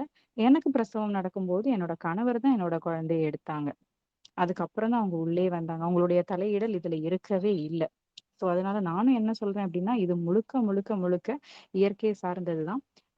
நம்மளுடைய அதிபுத்திசாலித்தனத்தினால எந்த ஒரு அதிகப்படியான வேலையோ, அத செய்யணும், இத செய்யணும், அத சாப்பிடணும், இத சாப்பிடணும்னு எந்த தேவையும் இல்ல அப்படின்றது தான் நானும் வந்து ஃபைனலான கன்க்ளூஷன்க்கு வந்திருக்கேன். இப்ப வரைக்கும் நான் புரிஞ்சுகிட்டதுல, ஆ அத நான் தெளிவாவே உணர்ந்திருக்கேன். என்ன சொல்றது? சில விஷயங்கள் நான் சாப்பிடுறது எல்லாம் பண்ணியிருக்கேன். ஆனா அது கூட வேண்டாம் அப்படின்றது தான் வந்துட்டு என்னுடைய புரிதலும். தேவைன்னா பண்ணிக்கங்க. தேவையில்லன்னா வேண்டாம். உடலுக்கு தெரியும். ஒரு உடலுமே வந்து வித்தியாசமான உடல் கூறுகள் தான். ஸோ அலோபதி மெடிசன் தான் வந்து எல்லாத்துக்குமே சார்ட் போட்டு வச்சிருக்கும். சுகர் இவ்வளவுதான் இருக்கணும், பிரஷர் இவ்வளவுதான் இருக்கணும், இத்தனை லிட்டர் தண்ணி குடிக்கணும் அப்படின்னு அலோபதி மெடிசன் தான் எல்லாத்துக்குமே சார்ட் போட்டிருக்கும். இயற்கை வந்து என்னைக்குமே சார்ட் போடாது. இயற்கையோட வழியிலேயே நம்ம போயாச்சு அப்படின்னா எல்லாமே சிறப்பா நடக்கும். உணவு பழக்கவழக்கங்களும் நம்ம மாத்தி நம்ம கரெக்டா ஃபாலோ பண்ணோம் அப்படின்னாலே, இயல்பா இருந்து இயல்பான வேலைகள் எல்லாமே செஞ்சுட்டோம் அப்படின்னாலே, நல்லபடியா குழந்தை பொறக்கும் அப்படின்றது வந்து நானும் உணர்ந்த ஒரு விஷயம் தான். அருமை சகோதரி. நம்மள அர்ச்சனா சொல்லுங்க அண்ணா. அப்ப சகோதரி இருக்கிறது மாதிரி எனக்கு ஆசை இருக்கு. என்ன ஆசை அப்படின்னா, ஒரு பக்கத்துல யாராவது துணைக்கு வந்தா நல்லா இருக்குமான்னா, அது எப்ப சாத்தியமாகும் அப்படின்னா, ஒரு தெருவுல ஒருத்தவங்க குழந்தை பெத்துக்கிறாங்க. இன்னைக்கு ஒரு ஊர்ல ஒருத்தவங்க ஒரு குழந்தை பெத்துக்கிறாங்க. அப்படி ஒரு ஸ்டேஜ் இன்னைக்கு வந்திருக்கு. வீட்டு பேராலும் ஒரு ஊர்ல எப்படினாலும் ஒருத்தவங்க இருக்காங்க. இப்ப என்னுடைய கனவு, என்னுடைய விருப்பம் எப்படி இருக்கு அப்படின்னா, நம்முடைய மரபினுடைய அறிவு, இந்த மிகப்பெரிய இறை பாராட்டுகள் தான் என்னுடைய விருப்பம். எப்பயுமே இது இப்பவும் அது இருக்கு. இனி வருங்காலத்துல அது நடக்கும் அப்படின்னு நான் வந்து நினைக்கிறேன். ஒரு தெருவுல ஒருத்தவங்களுக்கு ஒரு குழந்தை பிறகுது. அதே தெருவுல இன்னொரு குழந்தையும் வீட்டுல பிறகுது. அதே தெருவுல இன்னொரு குழந்தையும் வீட்டுல பிறகுது. இப்படியே அதே தெருவுல இன்னொரு குழந்தைங்கிறப்ப ஒரு தெருவுல 20 வீடு இருக்கு அப்படின்னா, அந்த 20 வீட்டுல 5 வீடுகள்ல குழந்தை பிறந்துருச்சுன்னா, அந்த 5 வீட்டுகள்ல ஏற்கனவே குழந்தை பெற்றாங்க இல்லையா? அவங்க 6வது, 7வது வீட்டுக்கு குழந்தை பெற்றப்ப பக்கத்து வீட்டுக்காரங்களே போய் சும்மா ஒரு பேச்சு துணைக்கு நின்றுக்குவாங்க. இப்படிதான் நம்ம எதிர்பார்க்கக்கூடிய ஒரு மருத்துவச்சி வேணும், ஒரு தாதி வேணும் அப்படின்னு சொல்லிட்டு நீங்க எதிர்பார்த்தீங்கன்னா, திரும்ப அந்த காலச்சக்கரம் திரும்ப சுழலும். ஏற்கனவே மருத்துவச்சி முறை தான் இருந்துச்சு. ஆனா அந்த மருத்துவச்சி முறை இந்த விஷயத்துக்கு கொண்டு வந்தாங்க? சித்த மருத்துவம் கொடுக்கலாம், அதை கொடுக்கலாம், இதை கொடுக்கலாம். அப்புறம் வந்து ஒரு பிளட் டெஸ்ட் எடுக்கணும். அப்புறம் இதுல வந்து இந்த மாதிரி குழந்தை உள்ள மோசம் போயிடுச்சு, குழந்தை வயிறு திரும்பிக்கிடுச்சு, விளக்கணை தடவை குழந்தை எடுக்கணும். இப்படி எல்லாம் வந்து பல சிக்கல்கள். ஏன்னா மனித அறிவு வந்து இந்த மாதிரி எல்லாம் யோசிக்கும். அப்ப இயல்பான வீட்டு பெருகாலத்தை அனுபவித்த உண்மையான வீட்டு பெருகாலம் 100%, 100% இயல்பான வீட்டு பெருகாலம் பண்ண குழு பெண்கள், நம்ம பெண்கள் தான். மரபு நம்ம தமிழ் மரபு மட்டும்தான். இந்த பெண்கள் வந்து எல்லா தெருவுலையுமே நம்ம மரபு ரீதியான தெருவா மாறுறப்ப பக்கத்து வீட்டுக்காரங்களே உங்களுக்கு சும்மா வந்து துணைக்கு நின்றுவாங்க. அப்ப அது ஒரு மகிழ்ச்சியான கொண்டாட்டமா இருக்கும். இதுதான் என்னுடைய விருப்பம். இதுதான் சமூகவுடைய ஆசையாவும் இருக்குன்னு நான் நினைக்கிறேன். இது நிறைவேறதுக்கு நம்ம எல்லாம் ஒரு விருப்பம் இருக்கும். நல்லது. நிச்சயமா. அண்ணன் சொன்னது 100க்கு 100 சரிதான். ஏன்னா, அதுவே ஒரு பழக்கமா இருக்கும்போது, தெருவுக்கு தெரு குழந்தை அந்த மாரி பொறக்கும்போது வந்து நம்ம யாரையும் எதிர்பார்க்க வேண்டிய அவசியமே இல்ல. இப்ப எங்க பார்த்தீங்க அப்டின்னா, எங்க ஊர்ல எனக்கு தெரிஞ்சு, நான் மட்டும் தான் எனக்கு மட்டும் தான் இப்டி குழந்தை பொறந்திருக்கு. ஸோ அதனால இங்க வந்து சொன்னதுக்கு அப்புறம் எல்லாருமே வாய பிளந்துட்டாங்க. "என்னது வீட்லயா?" அப்படின்னு சொல்லிட்டு. "ஏன் இத யார்ட்டயுமே சொல்லல?" அப்படின்னு சொல்லி திட்டுனவங்க ஒரு பக்கம், ஷாக் ஆனவங்க ஒரு பக்கம், அத வந்து ரொம்ப நெகட்டிவா திணிச்சவங்க ஒரு பக்கம், அந்த மாதிரி தான் இருந்துச்சு. ஸோ அதனால அண்ணன் சொன்ன மாதிரி இது ஒரு பழக்கத்துக்கு வந்துருச்சு அப்படின்னா, அதுக்கப்புறம் நம்ம யாரையுமே எதிர்பார்க்க வேண்டிய அவசியம் இல்ல. சகோதரிகள் மனசுலயும் அது வந்து ஒரு கேஷுவலான விஷயம் அப்படிங்கிறது மனசுல பதிஞ்சிரும்.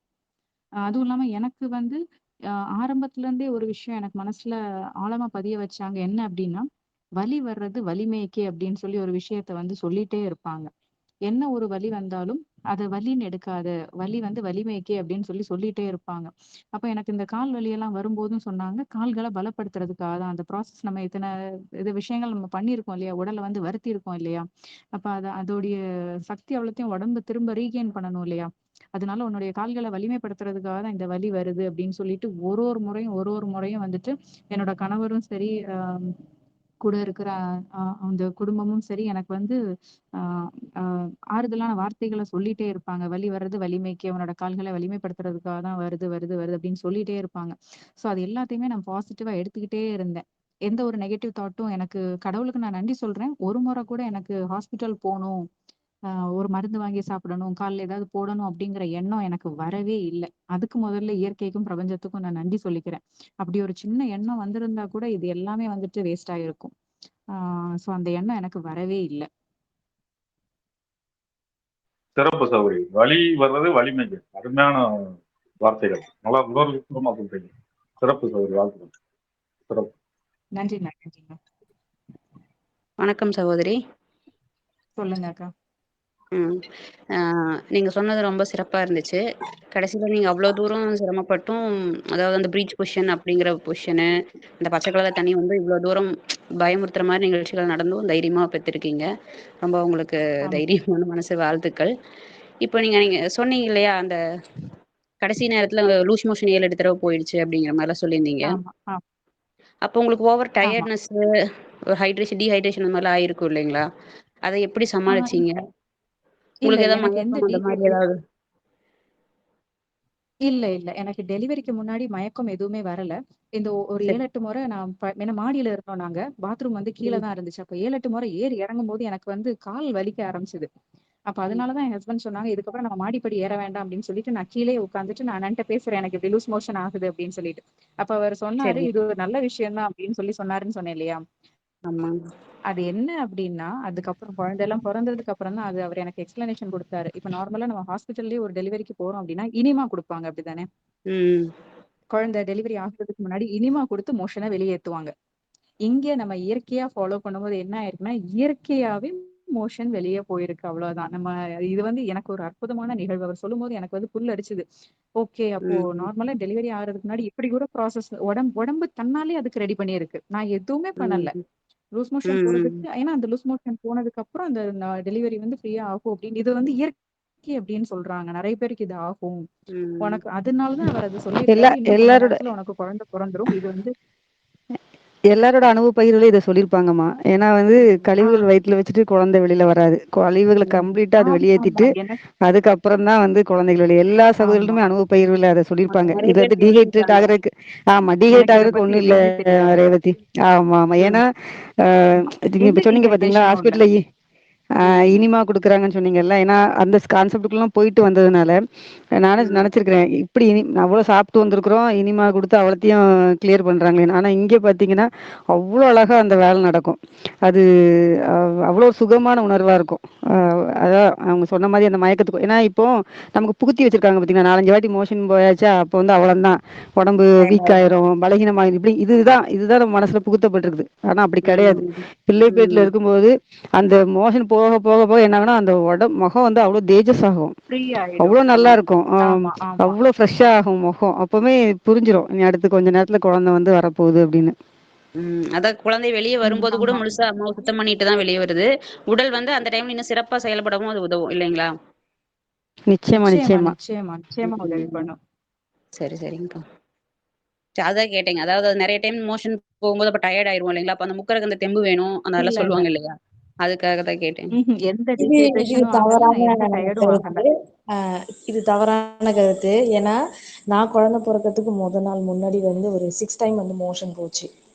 மோஷன் போனதுக்கப்புறம் அன்று குழந்தை பொறக்கறதுக்கு நாள் இரவு வந்து நல்லா ஆழ்ந்த தூக்கங்க.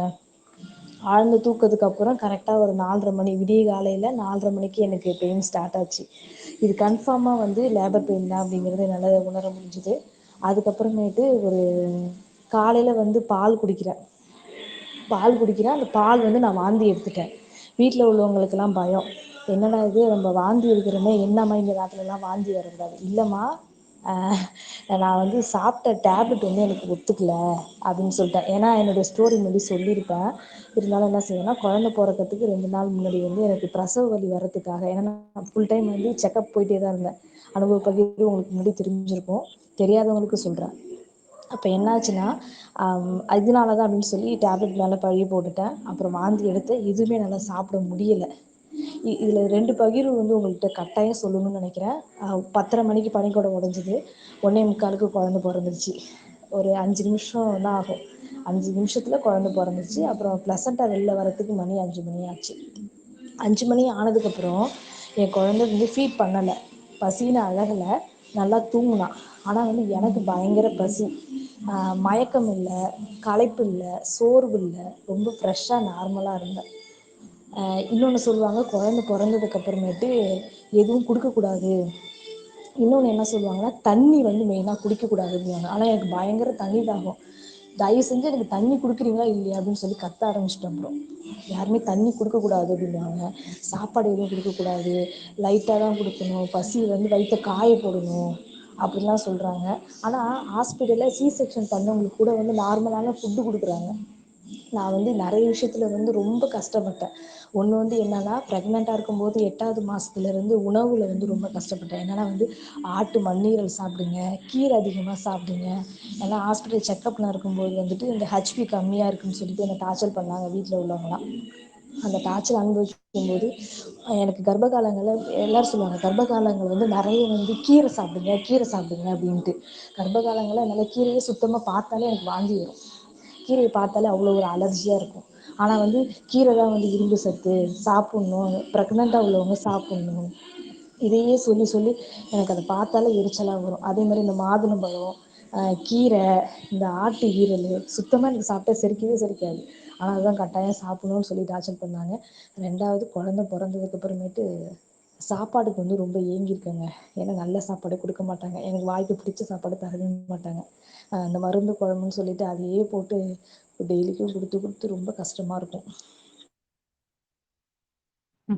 சகோதரி, நீங்க சொன்னது அருமையா தான் இருந்துச்சு.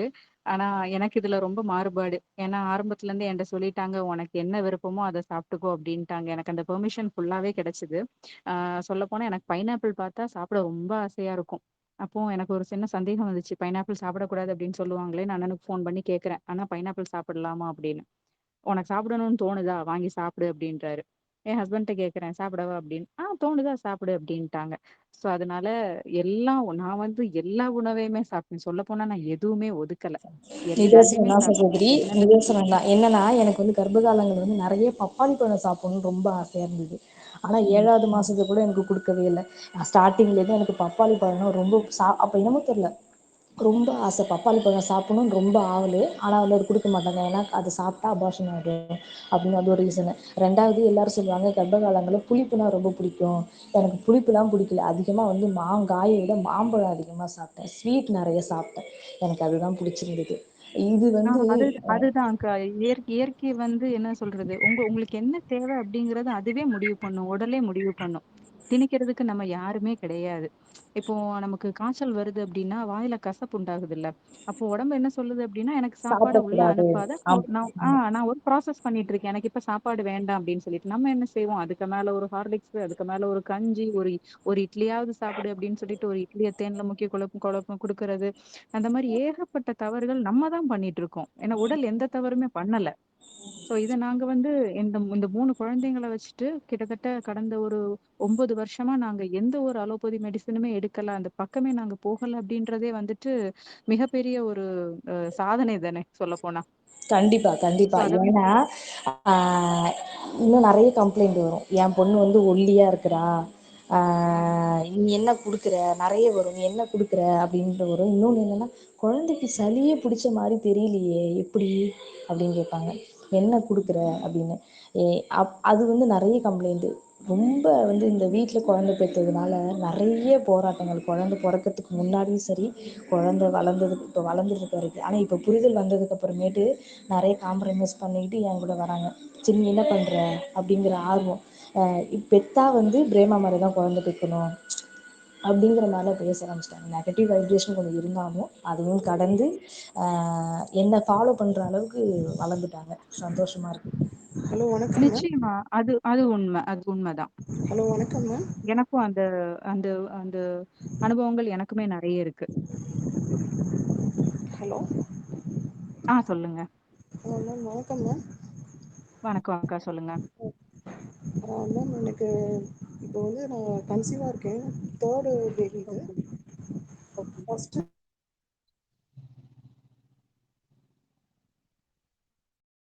உங்க வாய்ஸ் பிரேக் ஆயிடுச்சு.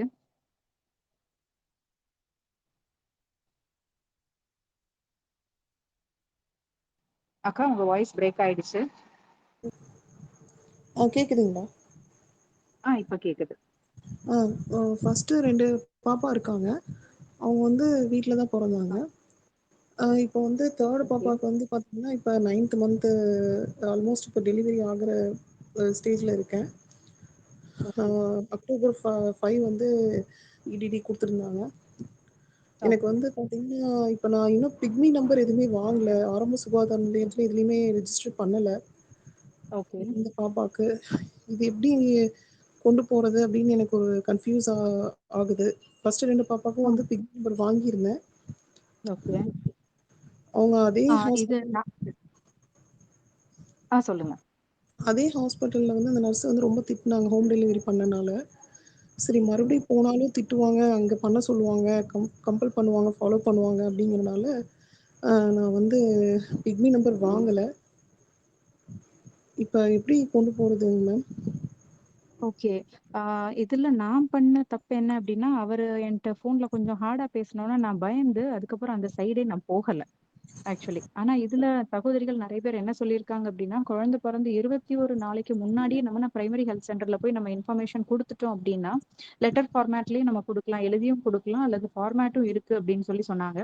பிரைமரி ஹெல்த் சென்டர்லயே நீங்க போய் அத ஃபார்மேட்ட ஃபில் பண்ணி குடுத்தீங்க அப்டின்னா, நெக்ஸ்ட் ப்ராசஸ் உங்களுக்கு என்கொயர் பண்ணி பர்த் சர்டிஃபிகேட் இஷ்யூ பண்ணுவாங்க அப்டின்னு சொல்றாங்க. ஆர்லி அருள் அக்காக்கு இதுக்கு கரெக்ட்டான பதில் குடுக்க முடியும்னு இல்ல நெனைக்கிறேன். இப்ப எனக்கு வந்து டிலே ஆயிடுச்சு. இல்ல இப்ப 21 டேஸ் தாண்டி 3 இயர்ஸ் ஆயிடுச்சு. 3 இயர்ஸ் ஆனனால தான் எனக்கு வந்து என்ன ஆயிடுச்சு அப்டின்னா, பிறப்பு பதிவில்லா சான்றிதழ் வந்து வாங்க வேண்டிய சூழ்நிலை ஆயிடுச்சு. 5 வருஷம் ஆயிடுச்சு பார்த்தீங்களா? 21ல 2வது பாப்பா 2021ல பொறந்திருக்கா. நான் வந்து பயத்திலேயே 3 வருஷத்த கடத்தி விட்டுட்டேன். அதுக்கப்புறம் இப்ப 2 வருஷமா அலைஞ்சுட்டு இருக்கேன். டோட்டல் எனக்கு 5 இயர்ஸ். அந்த டிலே ஆன காரணத்தினால எனக்கு வந்து இப்ப பிறப்பு பதிவில்லா சான்றிதழ் எல்லாம் வாங்கி நியூஸ் பேப்பர்ல போட்டு ஏகப்பட்ட ப்ரொசீஜர் ஆர்டிஓ கோர்ட்ல போட்டு வாங்க வேண்டிய கண்டிஷனுக்கு நான் போயிட்டேன். நீங்க என்ன பண்ணுங்க, அந்த ஸ்டேஜ்க்கு போக வேண்டாம். நீங்க 21 டேஸ்க்கு முன்னாடி நீங்க பிரைமரி ஹெல்த் சென்டர்ல போய் நீங்க தைரியமா பேசிட்டீங்கனாலே, எழுதி குடுத்துட்டீங்கனாலே உங்களுக்கு அது மேம் இம்மீடியட்டா முடிஞ்சிரும். இதுல என்ன இஷ்யூ இருக்குன்னா, எனக்கு வந்து ஃபர்ஸ்ட் பாப்பாவுக்கு ரொம்ப அலக்கழிச்சாங்க பர்த் சர்டிஃபிகேட்டுக்கு ஹோம் டெலிவரின்னு சொல்லிட்டு. ம். அதே மாதிரி செகண்ட் பாப்பாவுக்கு வந்து பார்த்தீங்கன்னா, கொஞ்சம் ஓரளவுக்கு இது பண்ணி வாங்கிட்டோம். இப்போ இந்த ஓகே. பாப்பாவுக்கு வந்து பார்த்தீங்கன்னா, சுத்தமாவே பிக்மி நம்பரு, எதுக்கும் ஹாஸ்பிட்டல் செக்கப் எதுக்குமே அங்க ஆரம்ப சுகாதார நிலையத்துல என்ட்ரியே போடவே இல்ல. அவங்க வந்து ஓகே. ஆல்ரெடி எங்க சிஸ்டருக்குமே இப்போ ரீசெண்டா தான் 8 மந்த்ஸ்க்கு முன்னாடி தான் வந்து டெலிவரி ஆச்சு. ம், அவங்களுக்கு ம், வந்து ஹோம் டெலிவரி பண்ணனால வீட்ல ஹெல்த் டிபார்ட்மெண்ட்ல இருந்துலாம் வீட்டுக்கு வந்துட்டாங்க. வந்து ரொம்ப ம். என்கொயரி பண்ணி நீங்க வேக்சினேஷன் பண்ணணும். நீங்க வந்து கம்பல்சரி வந்து சகோதரி லட்டு கொடுத்தீங்களா வந்தவங்களுக்கு? என்னங்க சார்? இல்ல ஹெல்த்ல இருந்து வந்தான்னு சொன்னீங்களா, லட்டு கொடுத்தீங்களான்னு கேட்டேன்.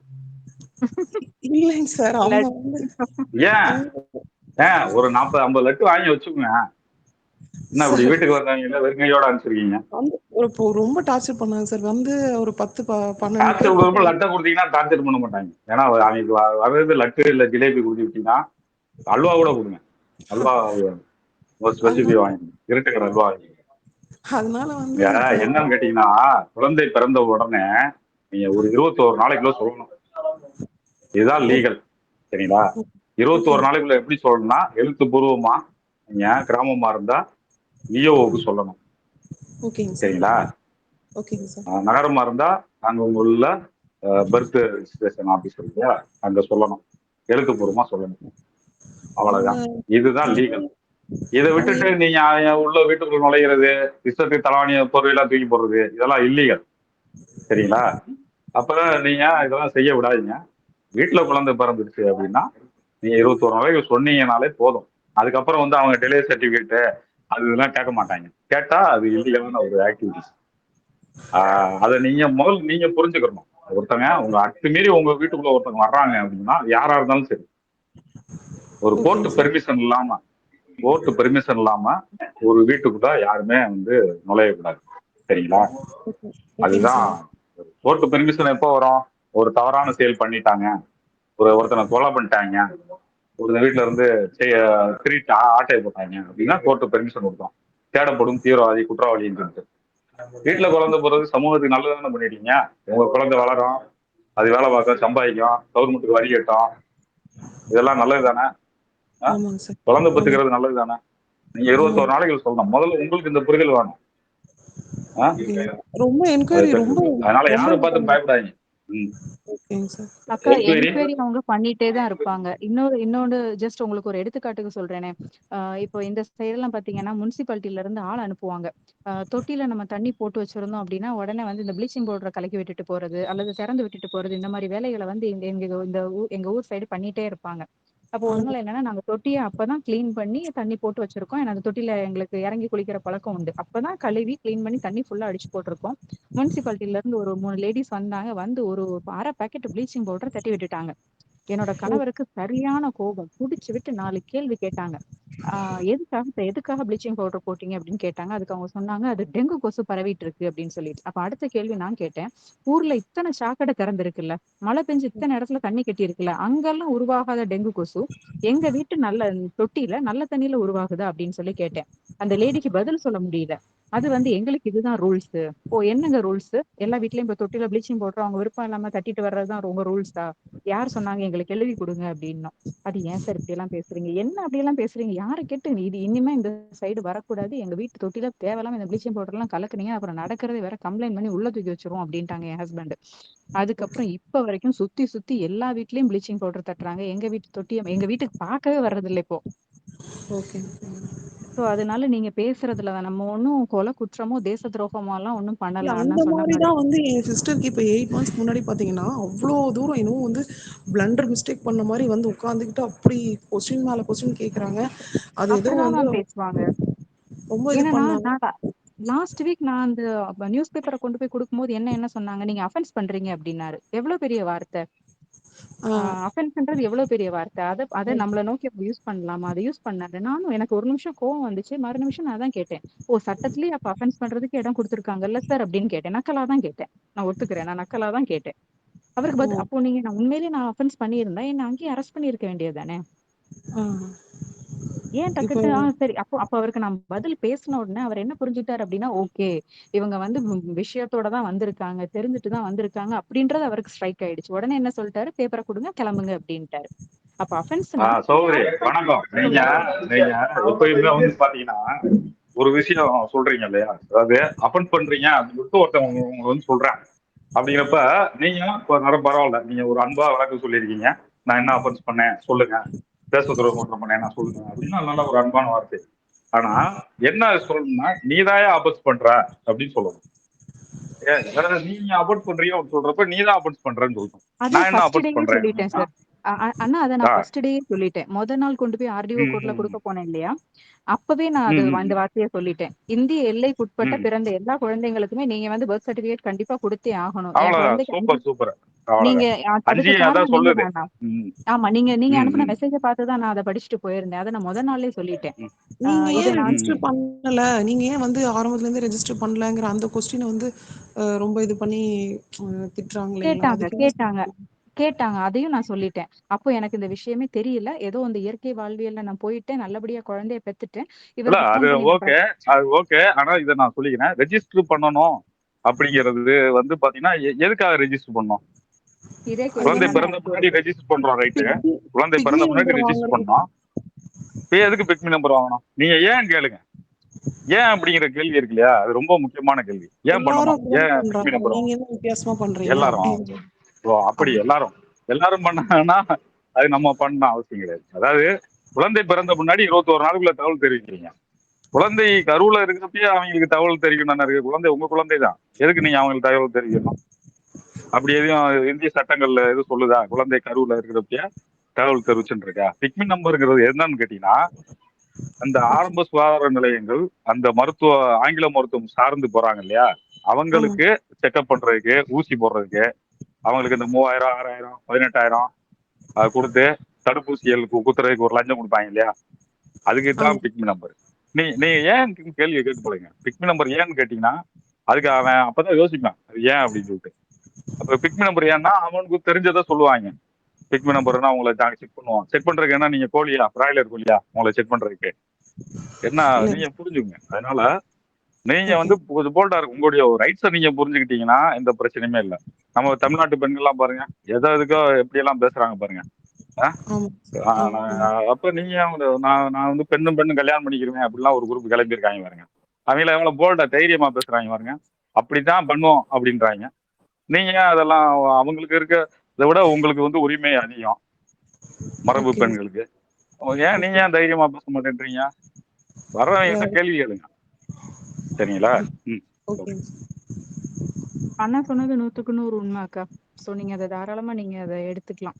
ஏன்னா நான் வந்துட்டு என்னோட நீங்க ஒரு நீங்க இப்போ உங்களோட பேபி இப்போ டெலிவரிக்குலாம் யாராவது கூட சப்போர்ட்டுக்கு யாராவது இருந்தாங்களா?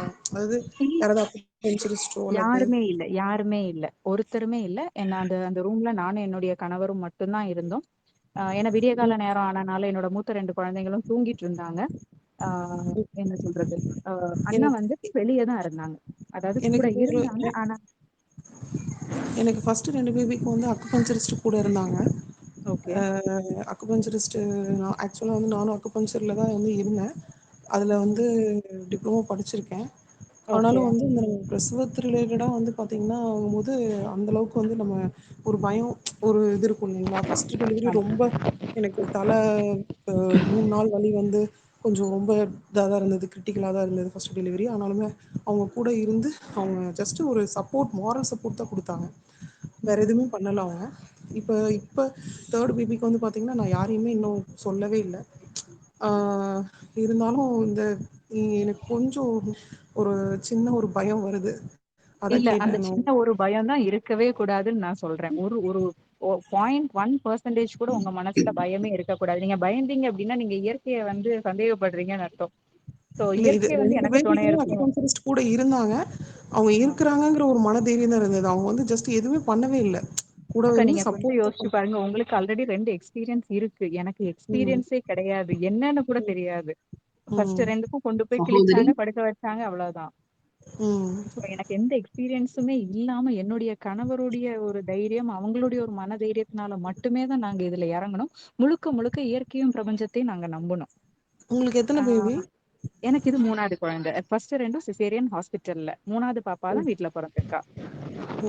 நீங்க ஆனா நீங்க இப்போ இடையில தான் ஒரு நிமிஷம் இடையில தான் உள்ள வந்தீங்கன்னு நினைக்கிறேன். இப்ப 2 குழந்தைங்க வந்து உங்களுக்கு வீட்ல நீங்க பிரசவிச்சிருக்கீங்கல்ல, அப்ப நீங்க சொல்லக்கூடிய இடத்துக்கு வரணுமா இல்லையா? நிச்சயமா அப்ப வந்து வந்திருக்கணும். ஆமா. இப்ப என்ன அக்கா சிக்கல்னா, கூட ஆள் வச்சுக்கிட்டனால என்ன ஆச்சுன்னு பார்த்தீங்கன்னா, நீங்க இப்பவும் நான் சொல்லுவேன், அந்த உடல் நடக்கிற அந்த அந்த உணர்வ வந்து அந்த உணர்வுக்குள்ள நீங்க போகவே இல்ல. நீங்க ரசிச்சு கடந்து வாங்க இந்த பிள்ளை பேர. இயல்பா கடந்து வாங்க. அவ்ளோ அக்கா அருமையா இருக்கும். வணக்கம்மா, வணக்கம். சொல்லுங்க, சொல்லுங்க. அக்கா ஒரு விஷயம் பதிவு பண்ணணும்னு விரும்புறேக்கா. சொல்லுங்க அக்கா. சொல்லுங்க, சொல்லுங்க. ஆரம்ப காலகட்டங்கள்ல டாக்டர் ஃபசலுர் ரஹ்மான் ஐயா இந்த இறைவழி இணையம் புக்கெல்லாம் எழுதும்போது ஒவ்வொரு தோழியிலும் இந்த மாதிரி பிரசவத்துக்காக உதவிக்கு கூப்பிடுவாங்க. அப்போ அனுபவம் எந்த அக்குபஞ்சர் படிச்சிருக்க மாட்டாங்க, எதுவுமே படிப்பெல்லாம் அது தெரியாது. அனுபவம் மூலம் போவாங்க. ஆனா போறதுக்கு முன்னாடி என்ன பண்ணுவோம், கூப்பிட்டு டாக்டர் கிட்ட இந்த மாதிரி போறோம், இங்க போறோம் அப்படின்னு சொல்லிட்டு போவோம். அதுவே ஒரு காலகட்டத்துக்கு அப்புறம் டாக்டர் கூப்பிட்டு சொன்னா கேட்ட கேள்வி, டாக்டர் ஐயா கேட்ட கேள்வி, நீங்க போய் என்ன பண்றீங்க அப்படின்னு கேட்பாரு. நாங்க சொன்ன வார்த்தை, சும்மாதான் இருப்போம். அப்ப எதுக்காக போறீங்க அப்படின்னு கேட்பாரு. சரி அவங்க கூப்பிடுறாங்க அப்படின்னா, அப்ப இறைவனை நம்பாம மனுஷங்களை நம்புற நிலைக்கு எல்லாம் தள்ளப்படுவீங்க. மறுபடியும் மறுபடியும் மனுஷங்களே சார்ந்து இருக்காதீங்க அப்படின்னு சொல்லி ஐயா சொல்லி யாருமே யாருடைய பிரசவத்துக்கும் போகாத நிலைக்கு மாறி இறைவன் போதுமானவன் அப்படிங்கிற அந்த அதாவது இவங்க சொல்றபடி இயற்கை அது இயற்கையா நடக்கக்கூடிய விஷயத்துக்கு உதவிக்கு அவங்க ஹஸ்பண்டோ இல்ல அம்மாவோ இந்த மாதிரி யாராவது கூட இருந்தா போதும். அந்நிய நபர்கள் போக தேவையில்லை அப்படிங்கிறது. எதுக்காக சொல்றேன்னா அந்த சகோதரி சொன்னாங்கல்ல அண்ணன் அண்ணன் சொல்லும் போதே கண்டிப்பா இந்த கேள்வி வரும்னு நினைச்சேன். அதே மாதிரி எல்லாம் அது கேட்டே இருக்காங்க. யாருக்குமே உதவி தேவையே கிடையாது. அது இயற்கையா அழகா நடக்கும். கூட கணவர் இருந்தாருன்னா போதும். வேற யார் வந்து எதுவுமே நடக்க போறது கிடையாதுங்க. நாங்க சும்மா வேடிக்கை மட்டும்தான் பாக்குற வேலை இருக்கும் இங்க. என்ன அது அதுவும் பனிக்கூடெல்லாம் உடைஞ்சு எவ்வளோ நாட்கள்லாம் அழகா பேசிட்டு கூப்பிட்டாங்கன்னா கேஷுவலா படுது. ஆனா அப்புறம் போறதே தப்பு அப்படிங்கிற மாதிரி டாக்டர் சொல்லிட்டாரு. அதனால யாருமே போறதே கிடையாது உதவி. அதான் ஜனனி சகோதரர் ஒரு வார்த்தை சொன்னார். நம்ம அடிக்கடி அது குழுக்கள் நம்ம சொல்றதே உண்டு. அது அவர் ம், விருப்பமா சொன்னாரு. என்னன்னா, இப்ப பாத்தீங்கன்னா, இப்ப இந்த வீட்டு பிள்ளை இப்ப இந்த ஊருக்கு ஒண்ணு நடந்துட்டு இருக்குது. இப்ப தெருவுக்கு 10, ம், 20 அப்படி நடக்கும்போது என்ன ஆகும்னா, இப்ப பக்கத்து வீட்ல ஒருத்தர் நம்ம கூப்பிடுறாங்கன்னு வச்சுக்கோ, அக்கா எனக்கு வலி வந்துச்சு. அப்ப நம்ம யோசிச்சு பாருங்க, அந்த 5 வீட்ல ம். உள்ளவங்க நம்ம போய் அங்க நிக்கும்போது, அவங்க ஒரு ஒரு கண்டிப்பா. ஒரு உணர்வு சொல்லுவாங்க. அப்ப நம்ம சொல்லுவோம், ஏய் எனக்கு இப்படிதான் இருந்தது. அப்ப இன்னொருத்தர் சொல்லுவாங்க, ஏய் எனக்கு இப்படி இல்ல, இவளுக்கு இப்படி இருக்குல்ல. அதை ம். யோசிச்சு பார்த்தா எவ்வளவு நல்லா இருக்கு. அந்த நிலை வந்து கூடிய கண்டிப்பா, விரைவில் கண்டிப்பா, வந்து வரும். இதுதான் இந்த கண்டிப்பா, பகிர்வோட வந்து சாரமே அதான். இந்த மாதிரி அது பெருகும்போது கண்டிப்பா. இப்போ ஒரே தெருவிலே வந்து 10, 20 குழந்தைங்க பிறக்கறாங்கன்னு வச்சுக்கோங்களேன். அப்ப நம்ம சும்மா இருக்க ம், மாட்டோம் இல்லையா? போய் ஒரு ம், சப்போர்ட் அதான் அதுதான் அது அந்த சமூகம் பெருகணும். ஆனா இத பழையபடியும் வந்து அந்த சிஸ்டம் மாதிரி இப்போ அந்த சகோதரி கேட்டாங்களா 2 குழந்தைங்களை வீட்டுல ம், பிரசவிச்சிருக்காங்க. அப்ப ம், ம், எப்படி அந்த டிபென்சி வேற அது வேண்டாம். அது நமக்கு அவசியமே ம். இல்லை. இப்போ முதல்ல ஒரு கண்டிப்பா. சகோதரி பேசினாங்க பிரேமா. அவங்க பாத்தீங்கன்னா அவங்க கணவர் கூட பிரேமாக்கு சப்போர்ட் கிடையாது. தனியாளாவே அவங்க ம், பிள்ளைய வந்து பிரசவிச்சு குழந்தை அழுகுறல் ம், கேட்டதுக்கு அப்புறம் தான் அவங்க அம்மாவே வந்தாங்க. இப்படி நம்ம ம், குழுக்கள் நிறைய சகோதரிகள் இருக்கிறாங்க. ஏன்னா எந்த ம், பக்கத்துல இருந்தும் புரிதல் இல்லைன்னு தெரிஞ்சு போச்சு. தான் புரிஞ்சுக்கிட்டாங்க.